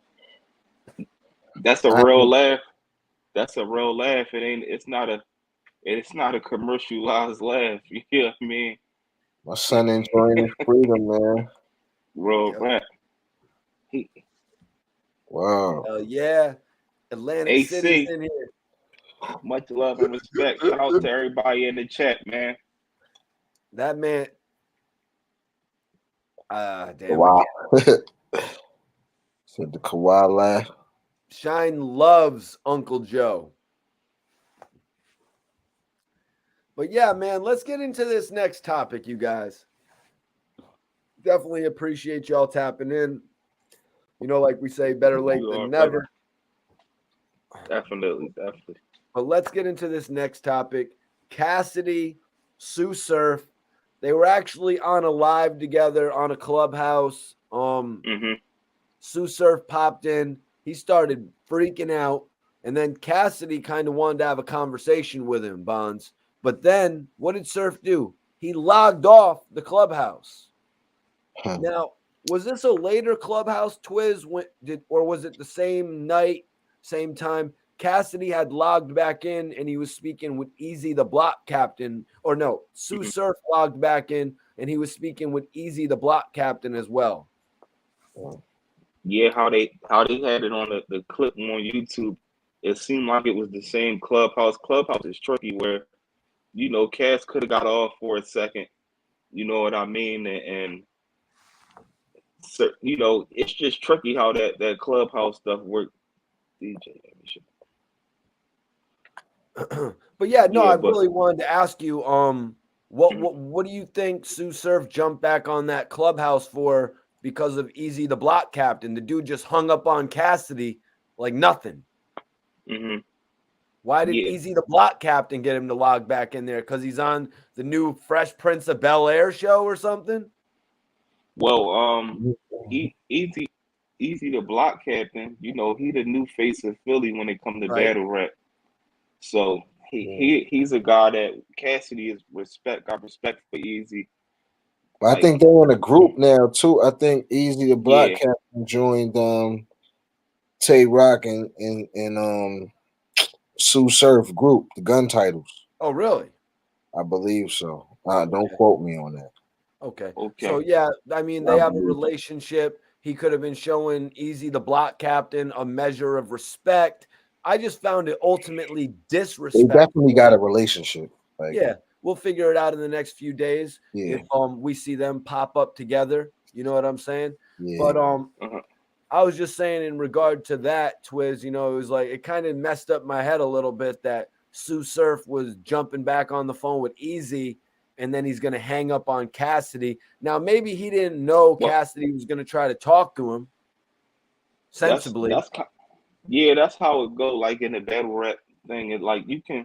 It's a lot of times where a rapper might mutually mess with one person or they on good terms. It's like wrestling, bro. Like that joint, like it's like with the Mook and Reed situation where Mook and Cass had a relationship, but Mook and Reed they was going through it like up to the time of the battle and everything like that. So it was like that's just how it go.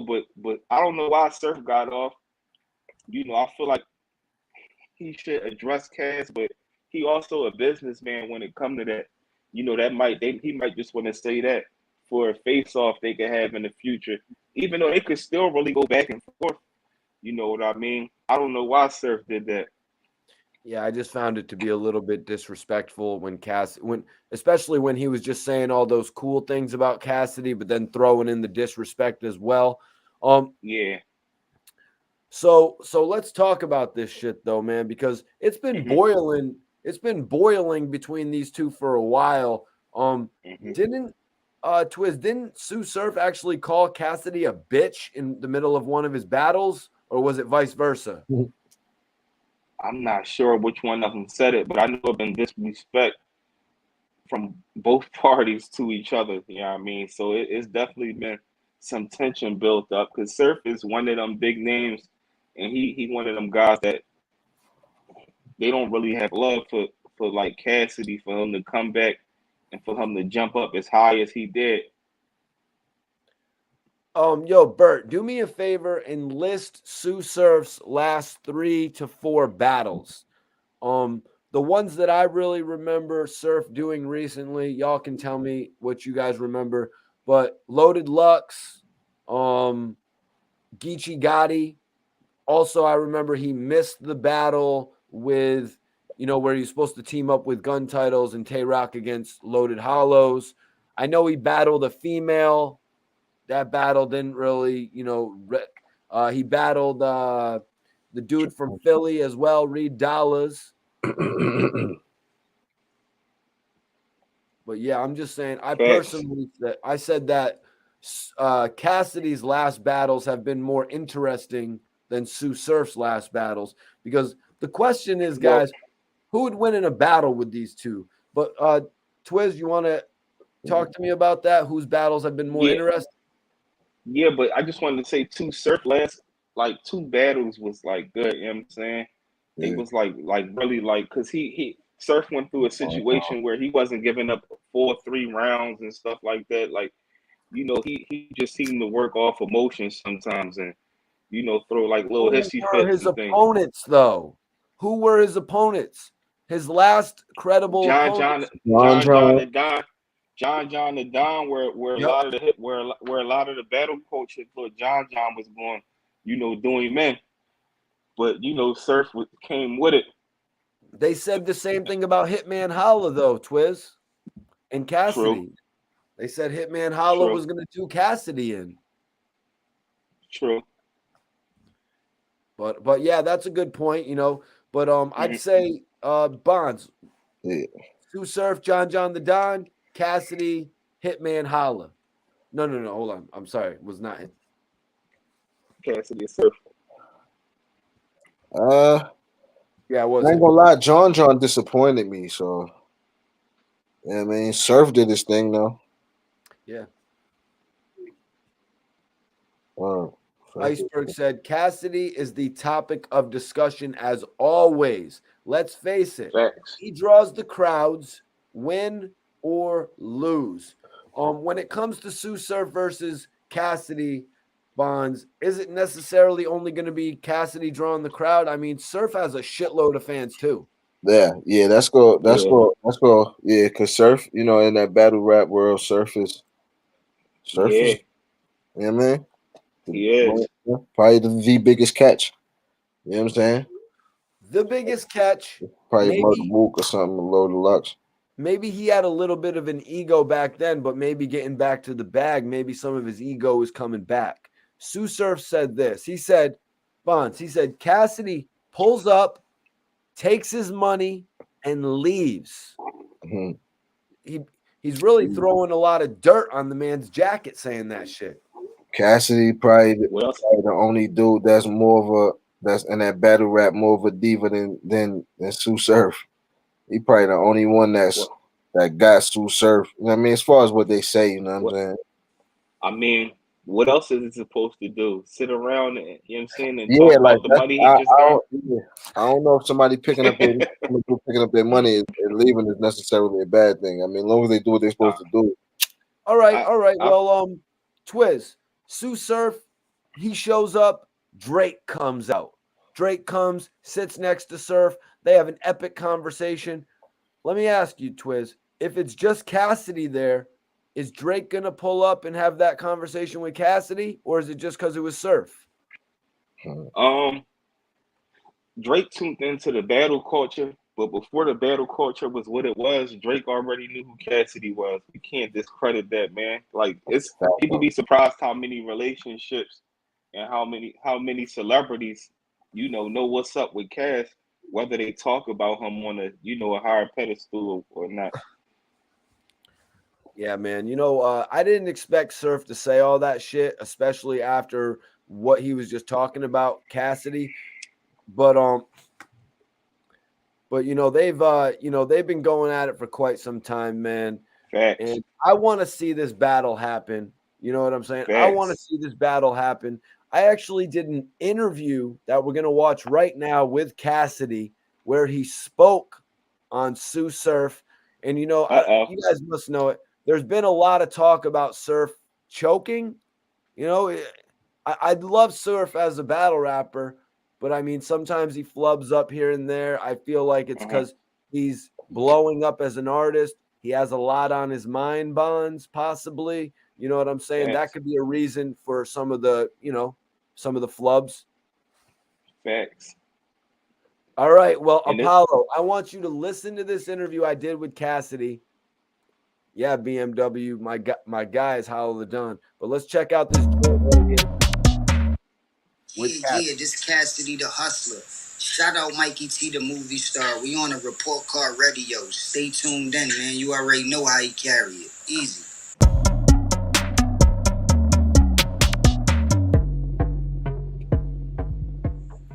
So, Cass, you actually said that when it comes down to a battle, you're always at the table.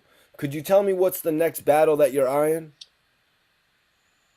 Oh, I never pick my battles. Once the people offer me the money that I say I want, I tell them to pick whoever they want. So Disaster wasn't my pick, Goods wasn't my pick, and Arsenal wasn't my pick. Those was all the people that the league picked. And that's why I ain't really take it serious, because I'm thinking like out of all of the people in the world, or out of all of the people that y'all could pick, y'all pick these dudes. I feel like they disrespecting me. All the work I put in, all of the shit that I did and accomplished, not just in rap, but even. All right, so let's address that right there, Twiz. He said with the people that they've chosen that he almost feels disrespected in a way. Seeing Cassidy actually first battle Disaster, I'll admit I was mm-hmm. disappointed. Was that not the first choice for you? Yeah, it wasn't. But one thing about what Cass should always have realized is, bro, look at the platform you're jumping on. It's probably only about like what 5 names that was around at the time when the cast was coming up. Other than that, it's like, bro, he gonna have that energy with damn near anybody he step on stage with. You know what I mean? He don't care about how many battles you won or whatever. He gonna look at it like, I've been doing this. I created this wave. You know what I mean? Because that's just what it is. And you know, I don't think that. I think like when he had first came out battling, bro. I'm gonna keep it a stack. I felt like he lowered his standards as a rapper. I would have liked to see him on like if they could have had like a different league, like or they have like a special event where it's like Cass versus Joe Button or something. You know what I'm saying? Like the main event, you know, bring out the J Hoods and them, like the people from that era. You know Right. what I mean? And it would have been super lit. But Right. now it's like he jumped in the middle of people with like the young wolf. So it's gonna be hard to match him Yeah, up with. he's building up his credibility. He's sort of working his way up. Bonds, what's your take on that? With That's him it. working his way up rather than just jumping into the mix like Twiz was saying with all these other rappers, stuff like that. He's sort of going through the ranks. You know what I mean? Mm-hmm. I looked at it a little different, especially since he was saying like, the league picked him. I'm thinking like, as far as the battle rap, like Disaster's a real wild card. And you seen Disaster had just smacked then he smacked Cannabis before that, right? So I think, I think the league was really trying to get somebody that they thought was going to black out on Cassidy, like, you know what I'm saying? True. Oh, True. They thought Disaster was going to black on him, and he did the first time. Remember, they battled yep. this Yep. the first time. It was looking crazy. The footage, then they redid it like the next day, like then he smoked him. Yep. That's true. Bonds is crazy, bro. Because now with you saying that, look at everybody that he battled. He battled Disaster, which we know Disaster did. Like even the situation with Mad Papa. Then he had Goods, where we know Goods put hands on somebody for saying somebody about him saying the daughter. Arsenal, aggressive battle rapper. Arsenal actually grabbed him. Then you got Hitman, where Hitman brother and all that. You know that they get hyped with people. So everybody they They did put in almost front fought of at them. the face-off. Fact. Facts. It's crazy you said that. Yeah, very interesting, man. So let's get back into it here. Outside of rap, how could y'all put me against these type of people? So what y'all doing that is like I don't even take that shit serious anyway. And even not taking it serious, I still come out there, outwork niggas, have more material, rope, and just be better than niggas. So it is what it is. So, in terms of how the battles are set up, though, Cass, is it like a multiple battle agreement? Is it one by one? Yeah, for these dudes, they be slaves. They be locked in contracts. So they gotta listen to whatever the league owner tell them to do. But me, I'm one and done. You bring me the money I say I want, I take that money, I give you the one battle, and then I'm back to doing me. That's why my first battle was with Alki David. It wasn't really a league, but he was working with the King of the Dot people, so people thought it was like a King of the Dot thing. So Yeah, guys, I really wanted Cassidy to break it down for me how they, outline these battles. Like, I imagine that Smack signs some of the guys' bonds for 2 to 3 battles and he pays them, but then he determines the battles later. That's what I was kind of thinking. Yeah, I think different leagues operate a little differently. I believe Smack. Like, I mean, Smack is my man, but I don't know how he do his business. But I think, you know what I mean. From you know what I mean, just saying, I believe like he has the people with him under contract. You know what I'm saying, and I don't think they could just battle on another league unless you know what I'm saying. They probably get cleared or whatever. Like, but it's Maybe on. if they You finished know what out I'm their saying? contract. Yeah, it's Yeah. sort of like with movies, If Twiz. he have Like events, the way he do his battles is at like events. You know what I'm saying? Like Gnomes and Summer Madness. Smack is ingenious. QGTM. Facts. That's a damn build a Get the something money. limit. You know the Real vibe. rap. My God, Spanish something limit, man. Spanish Harlem explained how Smack runs the URL. Who is Spanish Harlem, Bonds? I don't know. Is he talking about Spanish Harlem, the Black Rob and Jennifer Lopez song? Was that song called Spanish Harlem? Salute to the homie Mikey T and the co-host. Yes, those are my guys. Bond Simmons at the bottom from Queens, New York. SV Twiz, the hood blogger from Philly, Pennsylvania. That's right. And I'm from Connecticut. We some real East Coast boys right here. But Yes, sir. let's get back into the joint, y'all. Bonds, what did you just say? that was a Can I whole make thing, this different go? thing. King of the Dot and them. Then I came over. My second battle was Smack, and then Smack wanted to set up the thing in Philly. So since it was in Philly, it was a big thing. That's why I came back to Smack again. Now, I told you Jag at the end of the month, he doing something with RBE.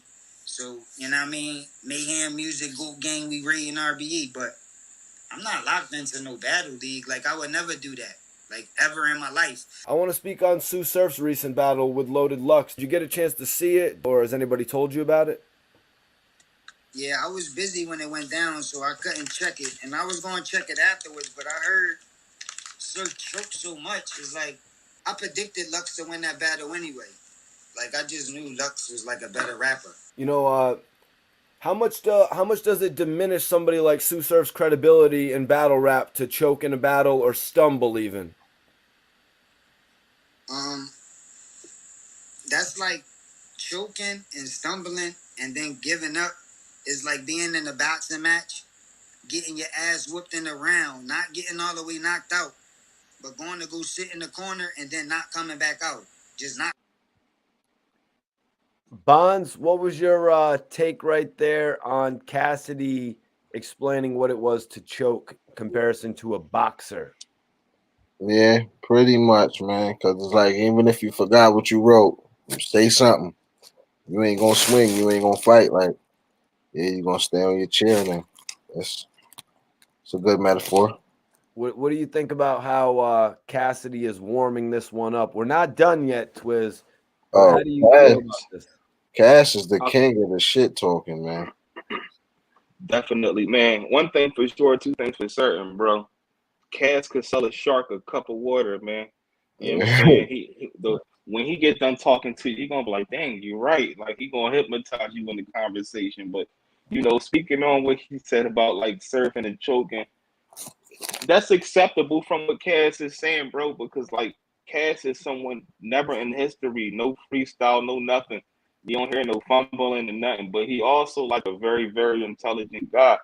But that, I feel like it leads to battle rappers not taking the battle as serious as far as practicing in between the time that they have to do the actual, you know what I'm saying? Like, that's like, you're not in the studio, you can't re-record that. But when they come to the stage, rappers get away with it and they still get love for it. Look at Chess. You know what I mean? Another battle rapper that get like a high ranking, and he had like a whole season choking on battles and stuff, but he's still one of the, more respected battle rappers. All right, let's finish this out because this gets kind of crazy. Coming back out the corner and just ass whooped in the round, not anyway.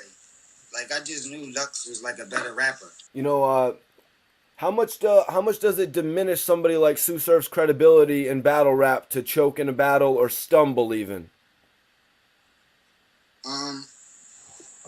That's like choking and stumbling and then giving up is like being in a boxing match, getting your ass whooped in the round, not getting all the way knocked out, but going to go sit in the corner and then not coming back out. Just not coming back out the corner and just they throwing a fight like that. But you don't get all the way knocked out. You just got your ass whooped and now you don't come back out. Like, it's the same as that. It's like giving up. It's like quitting. I don't like that. And it show you ain't prepared. Like, how you choking? Like, the last time people heard Surf probably was like a long time ago. And you only had the right, it was a 3-round battle. So you only had the right three verses. How can you choke?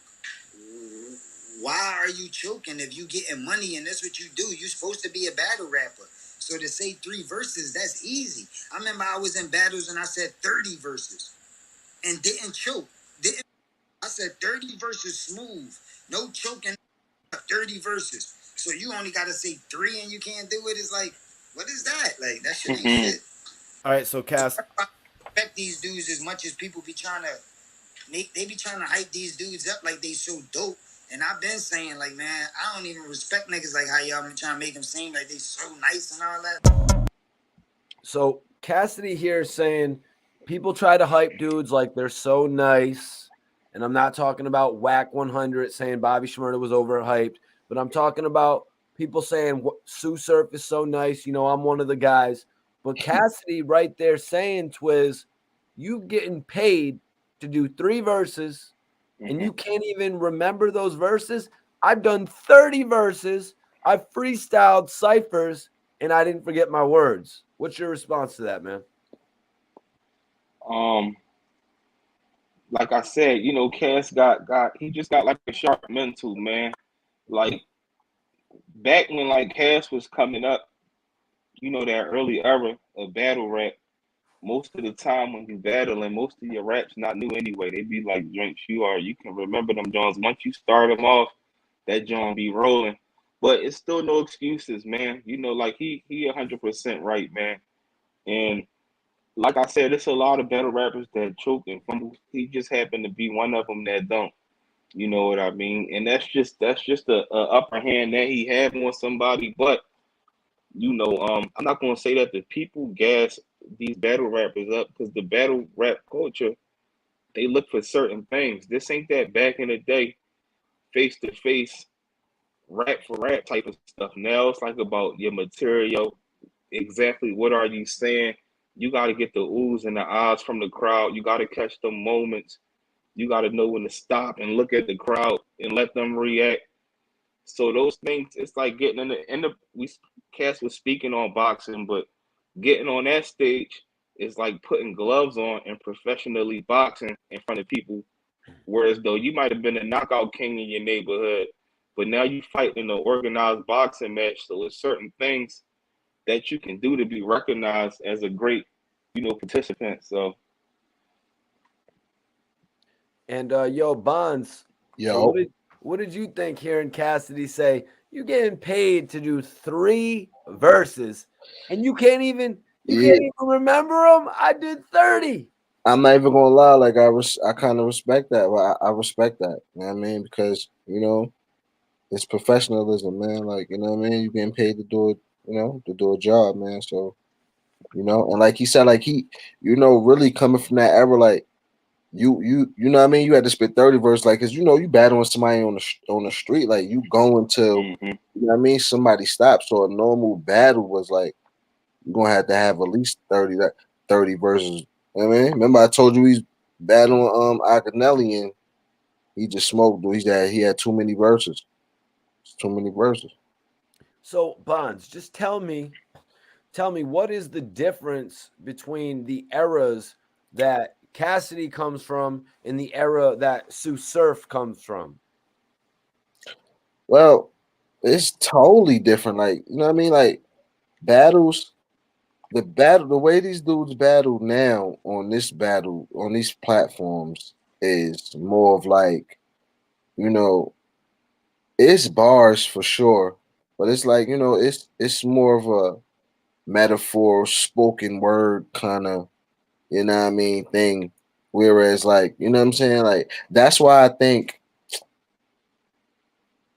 Cassidy, you know what I mean, don't in my opinion, that's why you know I guess you know he's getting better in every battle, but that's why he don't really you know what I mean sound like the other dudes when he be battling them. Like, you know what I'm saying? In my opinion. You know what I mean? Battle Salute. Straight Cash said battle rap is like the WWF acting and all. facts, Exactly. Yeah, It's really it's different from facts, you know what I'm saying back in the days rhyming like especially you know what I mean you know Philly do like you seeing it you know what I mean from them two raw from the streets DVDs and all that like you know what I mean facts. It's a like big ours difference. is different like it's different bro like even the read dollars and all that you see like they don't hit the same when they battle in these you know what I'm saying and then these battle fans is different too like you They know what I'm are. saying? They really different bro. yeah. You know, one thing Twiz from era to era, it's like Cassidy could say like Sue Surf, you're a fan from another era, but you're a fan of my era. You know what I mean? Because in Hmm. reality, everybody from the era that is coming with Sue Surf, they are fans of the era of the people, you know, that were running around in 98, in 99, and 97. Like, you know what I mean? We look back to that era like, damn, that was really the dopest era. And that's why so many people are fans of Cassidy. That's why Cassidy is worth so much this day and age when it comes Facts. to battling as well, because of all that work he put on from being on the radio. Twiz, you're a Philly Bull. Were you one of those guys who heard Cassidy on the radio back then, rapping and shit? Well, Cass was known in the streets and through DVDs before anything. The only joint that probably got radio play was like Hotel, I'm a Hustler, maybe. You know what I mean? And it might even been I'm a Hustler might even been tricky because of the with the Hove on it and all of that. I think he got that cleared though, but like out Philly, we was listening to stuff that people wasn't listening to. The main other people was getting it was New York, you know what I'm saying? Like the tri-state, like we was getting everything from Cass. Like I'm talking about like the Glockaware era and all that stuff. You know what I mean? So we was getting like all of that underground stuff before a lot of people, you know what I'm saying, heard it. Guys, so we're going to ask the question. I'm going to ask it to my panel mates. We're going to ask everybody in the chat. Write your answer now. Who would win a battle? Who would win a battle? Actually, I should say this first and foremost. Let's get into this beforehand. Cassidy said on this Clubhouse, Bonds, Twiz, you've probably heard it, guys. If you haven't, Bonds, if anybody in the chat hasn't, Cassidy told Surf, go get your money together. Go get the bread and put it up, and let's do a battle. Cassidy said he knows that there's going to be some people that Surf can get some money together. This is going to be a little bit different, though, Bonds. It's kind of going to, like, they're going to both put up money, winner takes all, because usually it's Smack or RBE giving each guy bread to participate. Well, they probably doing like it's probably gonna be some sponsorships. You know what I'm saying? So they probably gonna make it a thing like that. So you know what I mean? Cash been doing it now a couple times, so he might have some sponsors on deck, or you know what I mean. He might have a situation already. You know what I mean? Some things already lined up, so they can pretty much put it together themselves the same way that you know what I mean. The league owners be doing it, so you know what I mean. But as far as Surf, I don't know because he may be under. I don't know if he in the you know what I mean contract with Smack. Right. I don't know if but I guess maybe it's gonna be a URL thing anyway. So that's probably already. You think it's going to be a URL thing? Twiz, do you think it's more than likely going to be URL? RBE has really been making some plays. I think that'll be I think it'll be URL because Smack know the revenue that's going to bring in. You know what I mean? That's going to be you got two big guys that got that the pay-per-view and all that going to be crazy. Point blank. Period. You know what I mean? So I think Smack could get first dibs on that. That's what's up, man. Yeah, I think it would be better if they all came together. I hear Cassidy saying they could both put their bread up, but I think it makes more sense if a major brand comes in and backs it. But Cassidy was talking about a tournament. I don't really know what's going on with that at this point. But let me bring it to you guys now. Maybe I should set it off. Who would win the battle? Cassidy versus Sue Surf. No, I'm not going to set it off. Bonds, I'm going to bring it down to you to get us kicked off, bro. I thought you was going to set it off, Mikey. So if the battle happens, and there could be a few things because Cassidy has to go through Freeway. Sue Surf had been, alleged to go against Murder Mook with Drake wanting that. So there could be a few battles in between this. But who do you got in this, man? Cassidy versus Sue Surf, man. While I respect the, Cassidy bars, you know what I mean, in a different situation. I mean, I think in that setting, you know what I'm saying, Surf might have it, you know what I'm saying? Just in that setting. I still, bars wise in a different setting, I think, Cassidy. Bonds takes Sue Surf. I can't say I disagree with that. Sue Surf when he puts all of his energy and all of his emotion and his grit and his anger and he lets all that ball up, that's when we really get the best Sue Surf. You know what I mean? But I'm just gonna go along here and say Cassidy has not lost a battle since he returned.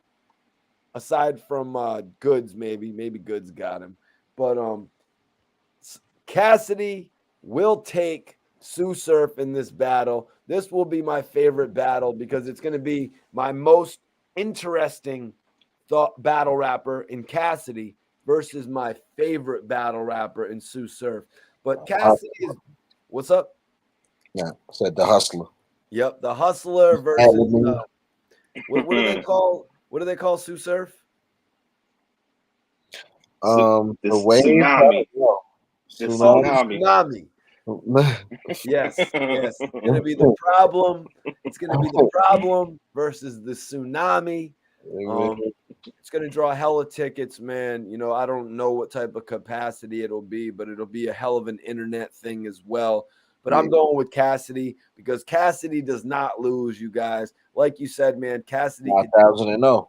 Best shit in the game. Cassidy is actually 5,004 and 0. 5,000 maybe 5,004-1 if you consider Rucky. Give him another 1,000. He's 6,000-0, man.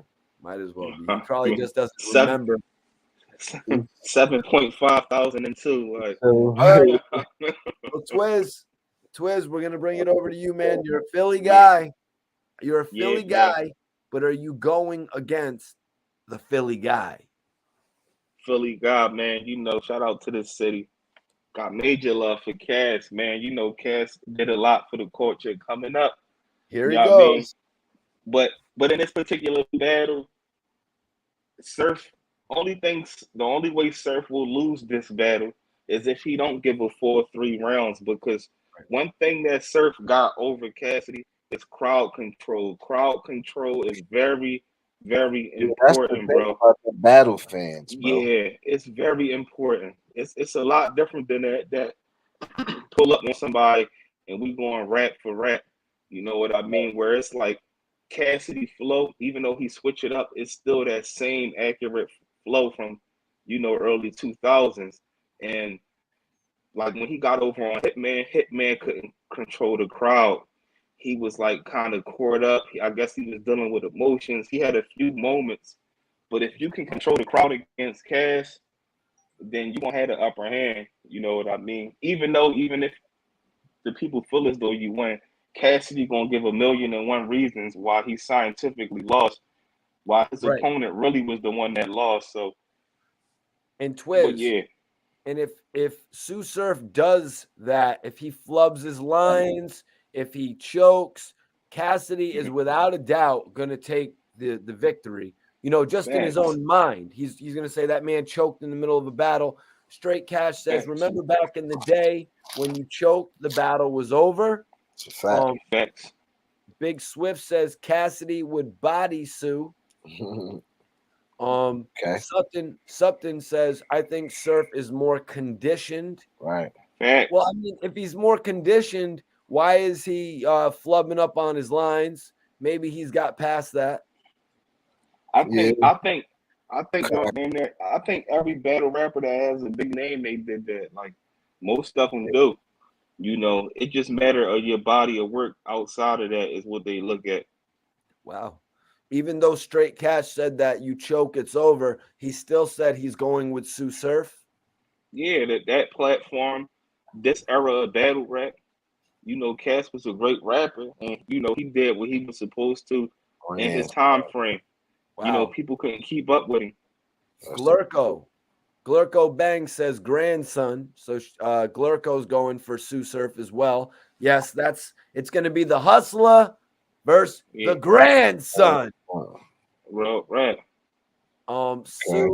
Sue would crush Cassidy. Oh, excuse me, Cassidy. Yeah. Strong boy. Respond to this, Twiz. Straight Cash says Cassidy's battles are not classics. They have no replay value. Respond to that, Twiz. Cassidy got his freeway battle was bigger for the culture than anything that I can say what anybody do on this stage, is because at the end of the day, these people that's on this stage, they legendary. but they put in the pit of battling. You know what I'm talking about? Like you, when you get in there, this is the battle zone. You stepping on stage. This is what we do. This is a business about it.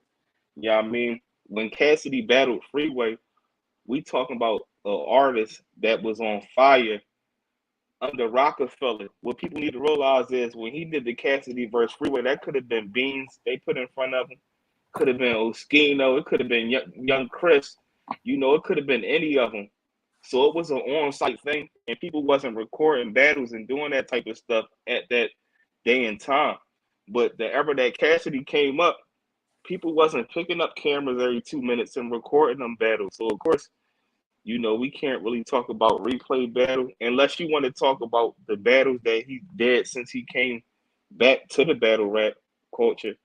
Like, cause nowadays it's like his face offs is like, you know, more impactful than the actual battle. You know what I mean? But him in his past, you know, he's still a legend, and he still was. A lot of battle rappers would be fronting if they can't say he wasn't one of the motivations. On top of like the Mooks and the Rexes and them, you know what I mean? The loaded Luxes. Well, guys, honestly, all right. So Big Swift says easy win for Cass. I got 200 on it. Rosewood just hit us, Iceberg. Rosewood said he's got Cassidy. Okay. You know, Rosewood gonna rock with the city. No, That's still 2-2, though. Me and Rosewood got Cassidy, and both of you guys got Sue Surf. Yeah. take it to the chat. They gotta. Yeah. We need them votes, y'all. DJ Science said Sue Surf, but if Cassidy is on his A game, he could win it. It will be close. Kenny says Cassidy would smoke Sue Smurf. Something said F that. If you rap back in the 90s in other ninjas, ciphers, and other boroughs that even might had beef, you knew of Cass, even if you ain't hear of his battles. Bonds. Facts. That was facts. Bonds, is that more of a New York thing right there, since he's talking about the boroughs? Maybe. I mean, I don't know. I think the first time I heard Cass honestly was on the Swiss joint. He was like, you know what I mean, in my dog house in the backyard, and even my dog house got a backyard joint. Well, something says I'm from something in Linden, Southside Jamaica, Queens, and we heard of Cass. Well, I mean, by 2002, 2003, everybody heard of Cass. Yeah, yeah. Shout out to Shuffling and Linden, though. You know the vibes. Major salute. I used to be out there in that area. I used to be out there running around with Fresh from Queens and shit. Mm-hmm. Salute to our brother Honorable Air. Honorable Air in the building. Cassidy definitely knows. Black Monk. Cassidy knows how to sell tickets with those face-offs. Like I was saying, they're both really good at their face-offs. I mean, Sue Surf in his last face-off was classic. Yes, so Surf is too, though. Surf is. But Cassidy, you know, he be young bowling people on them joints. Like, he give them the young boy treatment. Like, he really does, man. And Sue Surf is going to get that young boy treatment, Bonds. He's a young boy to Cassidy, right? Yeah. Yeah, he got to get that young boy treatment. I mean, you heard what he said in my interview. He was Cassidy like, give it forward a young boy treatment in the battle, man. Mm-hmm. What was he saying in my interview, Bonds? He was like, who even knows Sue Surf for what? Right. But see, that's the thing. Cass is more popping than any battle rapper. The most poppingest battle rapper can't say he, you know what I'm saying, more popping than Cass. So he got that. All right, let's talk about that, man. Sue Surf a couple of years ago, was Sue Surf more hot right now or a year and a half ago? I think right now, with the little resurgence he having, I think right now, and then winning the last couple joints, I think he's kind of propelling himself to a more elite status as a battle rapper. Yeah. But he may, you know what I'm saying, but he may not be as active as he was in the music before then. Yeah. And I like him musically too, though. I ain't gonna lie, Right. music. Right. That's why a lot of people were thinking, Twiz, that his music was going to take off. But True. I think now with the bags of battle rap expanding, like I was saying earlier, his music bags are not touching these battle rap bags. Yeah, Absolutely not. he's not that artist. He's not a crossover artist type of artist. I think he makes street music. I do wish he was though, because I was really feeling his music. Yeah. He makes some good music, but people love him for what he do, Right. and that's battling. Like, Yeah, because he did get a lot more popular. Like when I interviewed him, he had a lot more money to start getting. You know what I mean? But then he just sort of turned it off. He turned it off to a certain extent. You know what I mean? I didn't really know what was going on. I didn't know if it had anything to do with, him actually having got shot, not wanting to put his moves out there, always going on Instagram Live, showing people where the hell he is. true. But yeah, man, so that's what we got right there as far as the who would win the battle. Bonds, do you have anything you want to say in regard to Sue Surf and Cassidy before we open up the questions to the chat? Nah, I mean, I think it's gonna be a good one. I'm here for it. I can't wait to Whatever watch. happens. That's it. You know what I mean? Peace. Major salute to that, man. Twiz, anything you want to Peace. say here in regard to Sue Surf and Cassidy that you didn't get to touch on? Not really. We touched up on it all. It would be a good dog fight, but only time would tell if it happens. It's going to be major money missed if it doesn't happen, right? True, but that's the beauty of cats being in the culture in surf, where it's like it could happen a year and a half from now, and it Yeah. still could be important. You know what I mean? Hell yeah. They would both want it. Who wouldn't want that bag? You know Right. what I mean? Like I was saying, like Sue Surf, like these checks, like sort of like with the verses, it's like when you get that check, you gotta be like, God damn, that's like 5 times the check I would have got to just go to that regular nightclub. Yeah, that's true. But all right, guys, we're gonna open it up to the chat. Hope you all enjoyed the episode, but now it is your turn. Everybody in here, we are opening it up. Open questions in the chat right now. Whoever has a question for the panel, fire it our way. That's just whatever y'all want, man. Y'all know how we carry it, raw and uncut. That's right. I did want to bring something up, you guys, though. So, Hollow the Don and I did an interview, and he spoke on RBE wanting him to battle Cassidy. What do you make of the presentation that RBE was trying to put together there, Twiz? That's a huge battle right there, man. I think It is. RBE is really stating their claim. It is. I mean, RBE, they've been stepping it up, man. They've been setting up some good shows, some good cards or whatever. And Hollow and Cassidy it would be epic, man. But Hollow is one of them battle rappers where he hard to defeat, man. He hard. He got, angles. He have people laughing at you, and you know, he know how to get under your skin. Bonds, what do you think about the idea of that battle? Kind of sucks that it didn't happen. I was sort of feeling like, that's one of the first artists I would have rather seen Cassidy battle. I would have rather seen him battle Hollow the Don rather than Disaster. Yeah, I think because styles make battles. You know what I mean? Yeah, I think their styles would have been a more fun battle to watch. I agree with that for sure. That's gonna have to be next. Like after Surf, like you know what I mean.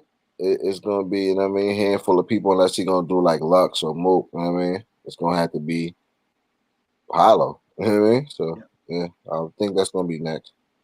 Word. So do you think maybe the platform could change though? RBE was suggesting it, but it could just as easily end up happening on URL.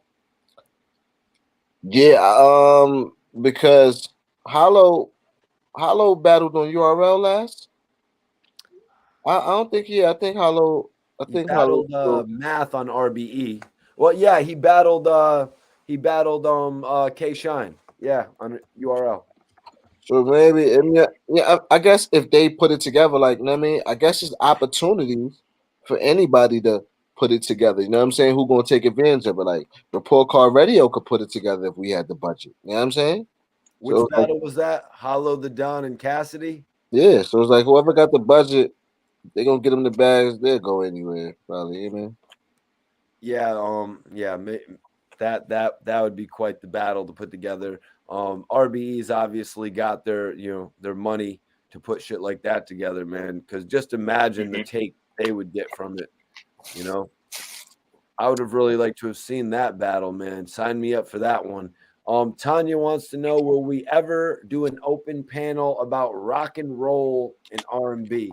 Have we ever done an R&B panel, you guys? Have we I ever love R&B. We should do. Yeah, we can open it up. You know what I'm saying? We might have to, that. Thanks for that question. With the request, we can make anything happen. We the hip hop panel, but that go for all streams of music. It don't really matter. Rock and roll, R&B, of course. Yeah, I was kind of wondering if Freddie Mercury had not passed away from Queen, would Eminem have brought up Freddie Mercury instead of Elton John at the Grammys to do Stan? That question kind of hints me, because Freddie Mercury was kind of like a representation for, what Eminem was trying to show that he wasn't scared of. Everyone thought Eminem was homophobic back then and shit. Facts.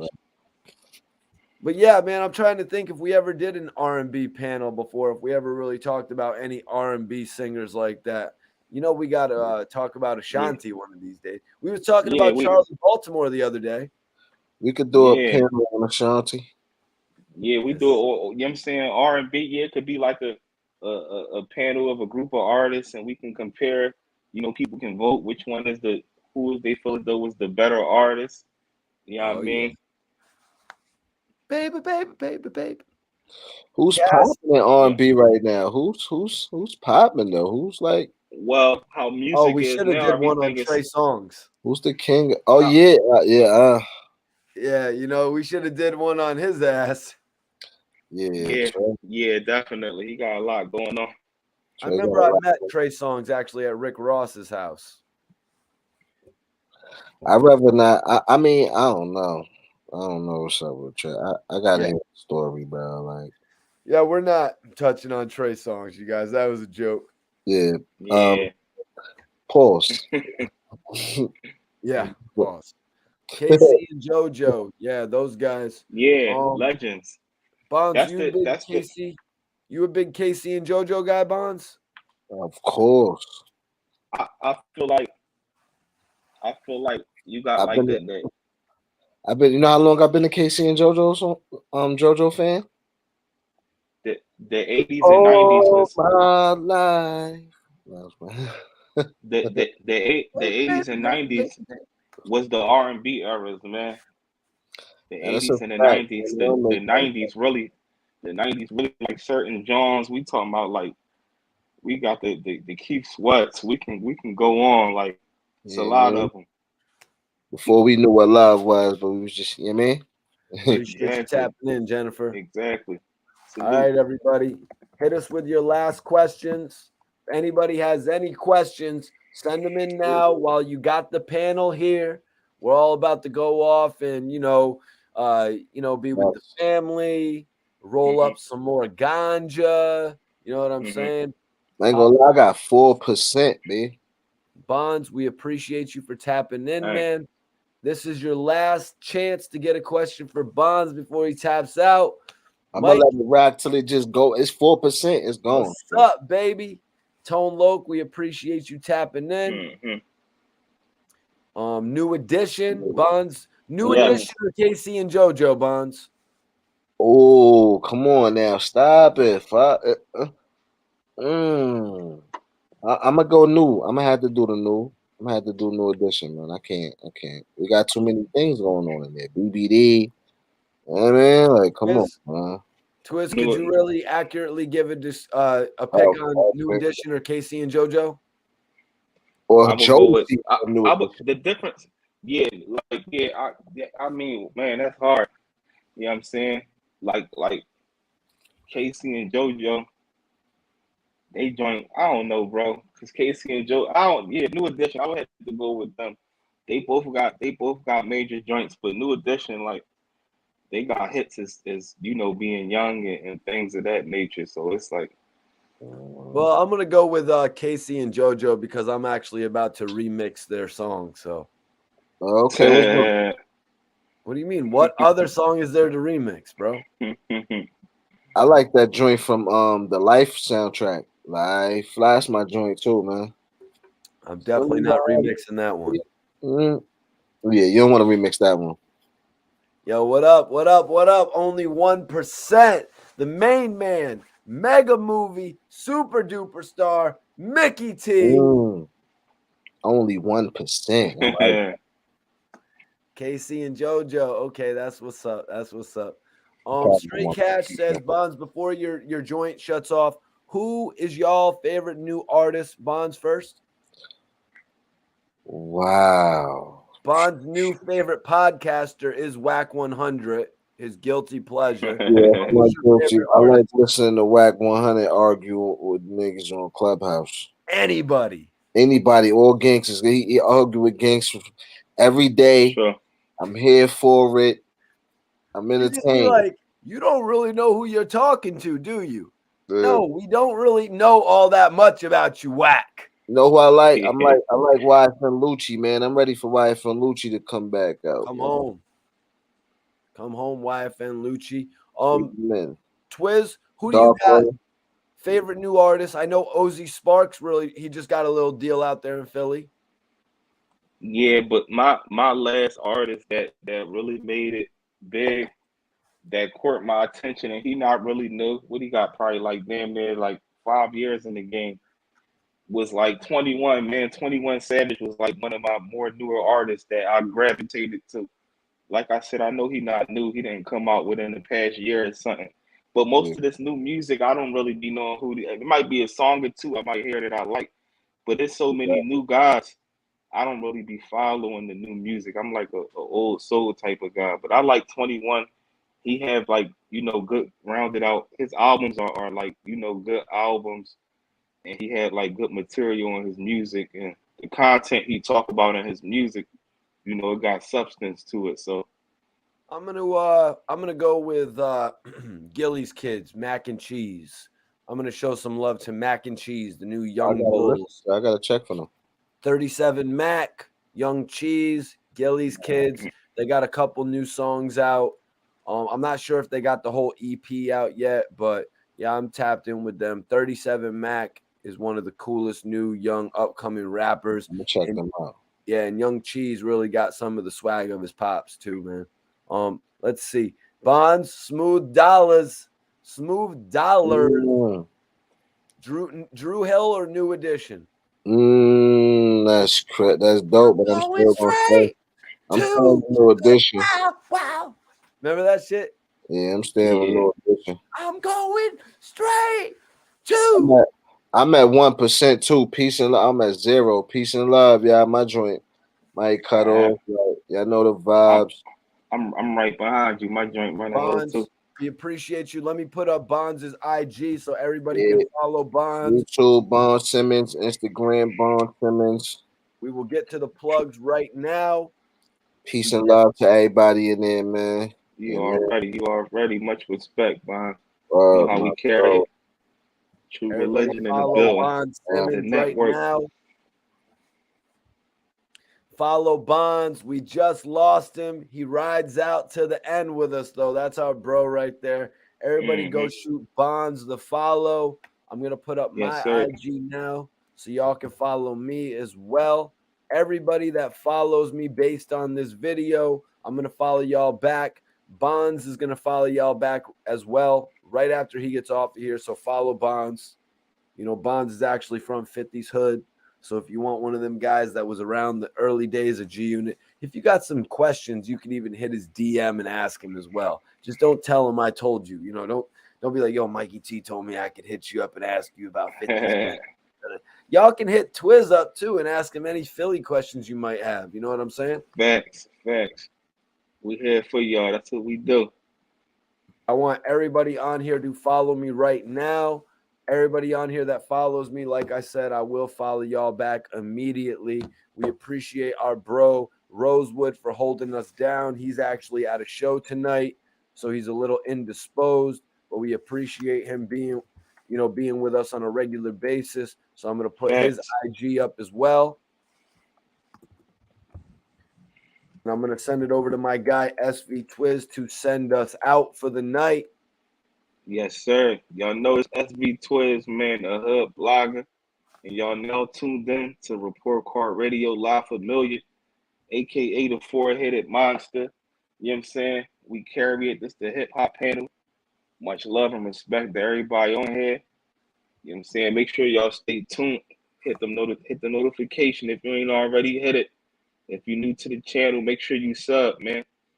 Because not only do we touch up on hip hop, we push the other subjects. Salute. You know what I'm saying? So, make sure y'all stay tuned then. And Mikey, appreciate you, bro. We just pinned up the YouTube channel, so make sure y'all sub to the channel and check out the content. Much love and respect to everybody in the chat. We appreciate y'all. We appreciate it. Long with. Yep. So everybody, go and subscribe to SV Twiz. Show him some love. Everybody on here, I'm gonna leave the chat open, the video open for a little minute, so y'all can go subscribe to Twiz. Everybody, right now, literally just click on the link that is pinned. Leave this video and just go subscribe to Twiz. Go check out some of his new interviews. Also, he has a short film. Twiz is a writer and a director, but he's always looking for people to work with, man. Appreciate you for following, man. Definitely appreciate you following. But yeah, everybody just leave this video right now and go subscribe to SV Twiz. You'll see one of his dope interviews. He did an interview with Oskino. Oskino actually just shouted me out on Instagram the other day. Twiz, man, that's real love. Yeah, solid dude. Yeah, man. That's love. Good dude, man. You know what I'm saying? Good dude. Oh, you know what I'm saying? Crack all of them guys. You know what I mean? That's Bonds right there. He got his phone right back on. Okay. He plugged him up. Much love and respect, Bonds. So like I said, everybody go follow Bonds as well. So Bonds will be right on it, following y'all back.